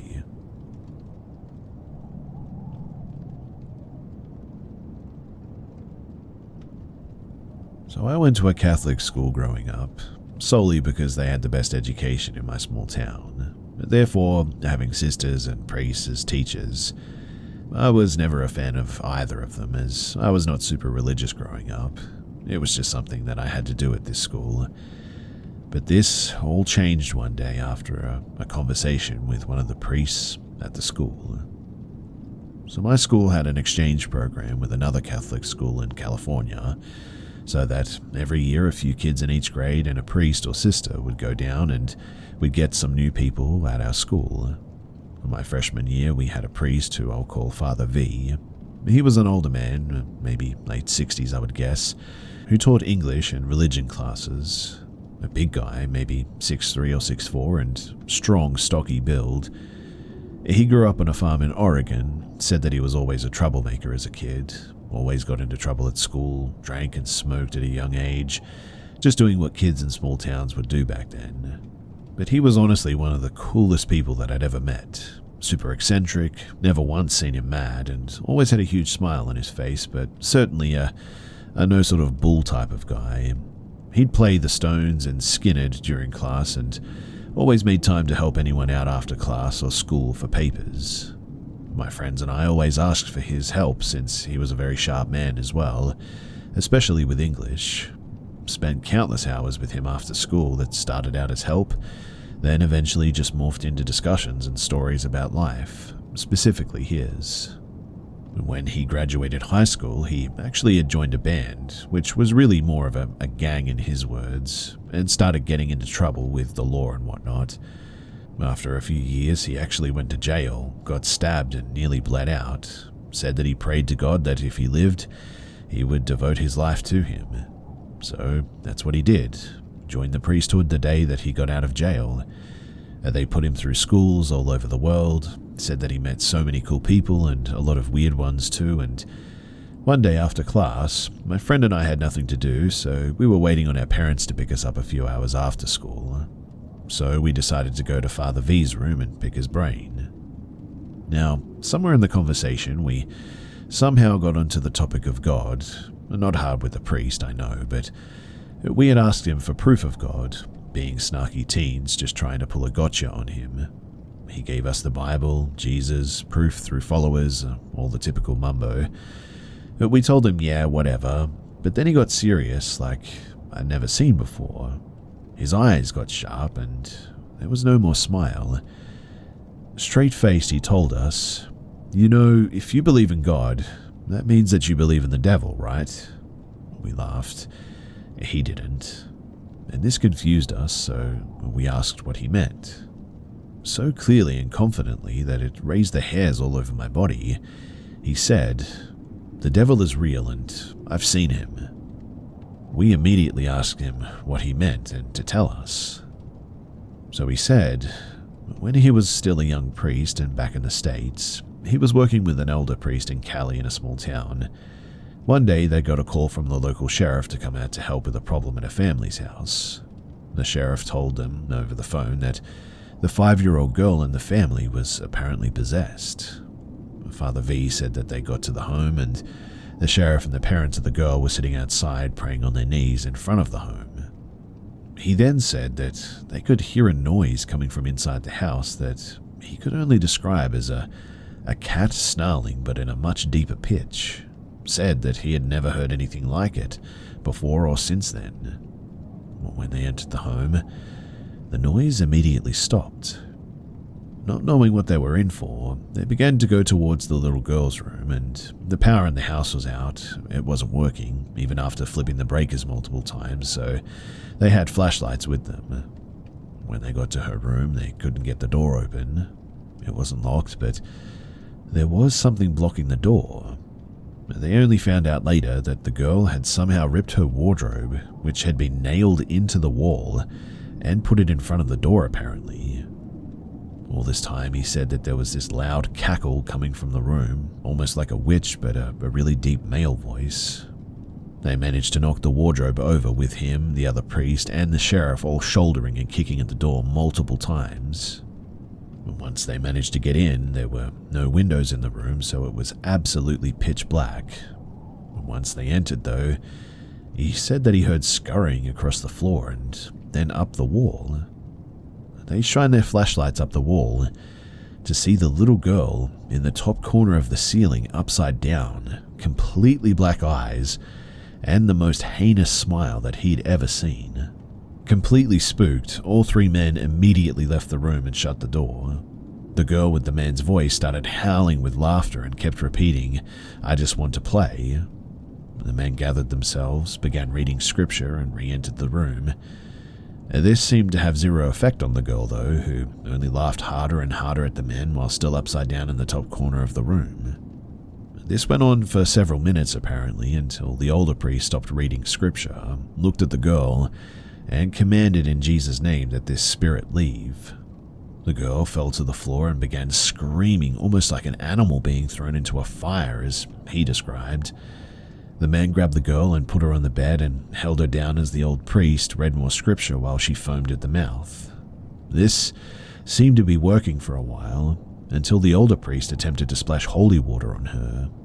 Father V said that the water just instantly vaporized when it touched her skin. She let out a growl like a dog and threw the sheriff off of her like it was nothing, and scratched Father V across the stomach that drew blood. The girl then started speaking in Latin and referring to all the men through their father's name, ex-son of John. Father V said the only thing that saved them that day was that the older priest knew Latin. He began shouting back at the girl in Latin, demanding the spirit to leave the girl's body. After many hours and attempts, the girl let out in what Father V could describe as the most demonic voice that he had ever heard. "I am Lucifer, the king of the underworld. I have ruled this earth before and will rule again." The girl then apparently just passed out, woke up a few minutes later puking up black sludge and what seemed to be locusts or insects of some sort. And then she recovered. Now, me and my friend, after hearing this tale, looked at each other and couldn't help but giggle, to be honest. Father V stared at us with a blank face, let us finish our laugh, then stood up, pulled up his shirt, revealing 4 long claw mark-like scars across his entire stomach. Now, I'll never know if this story was completely fabricated or not, I know that. But 2 things I do know, though. Father V believed his story to be true, that much was clear. And the other is that I will never forget this story as long as I live.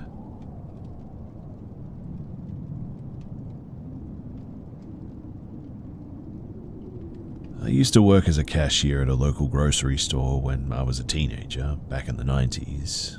I usually worked the closing shift on Fridays and Saturdays. There was a rough-looking old man that would often come in to purchase a few beers.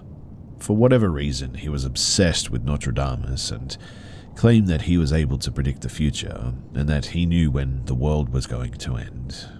Normally I just ignored him, but one night when I heard him talking to a cashier a few lanes down, I snickered to myself and said, "What a whack job." I really don't know how it happened, but suddenly the man was standing right in front of me with this creepy intense stare. He simply said to me, "You're going to die tonight in a car crash." And then he turned and walked out of the store. I don't know what it was about how he said it, but it freaked me out. I called my mum crying, and she offered to come and pick me up and drive me home after my shift. She said that he was just a crazy guy and to pay it no mind. But after that, I never saw the guy come in again. Obviously, I didn't die in a car crash that night. But since then, I've been in 7 car accidents. None of them caused by me, mind you. But the most severe one was when I was in my 20s. I was T-boned in an intersection by a drunk driver. The car flipped a few times and landed upside down. The friend that I was with unfortunately passed away, and I had to be cut out of the car with some jaws of life. I remember coming to as the paramedics pulled me from the vehicle. I was surrounded by shattered glass and so much blood that I genuinely thought that I was dying. In fact, I almost did die. When my mum got the call, she thought that I was dead, and it's honestly a miracle that I survived with only a few minor injuries. But the words of that guy, they still definitely haunt me. And I mean, it is weirdly coincidental that after that guy said that thing that I have been in just so many accidents.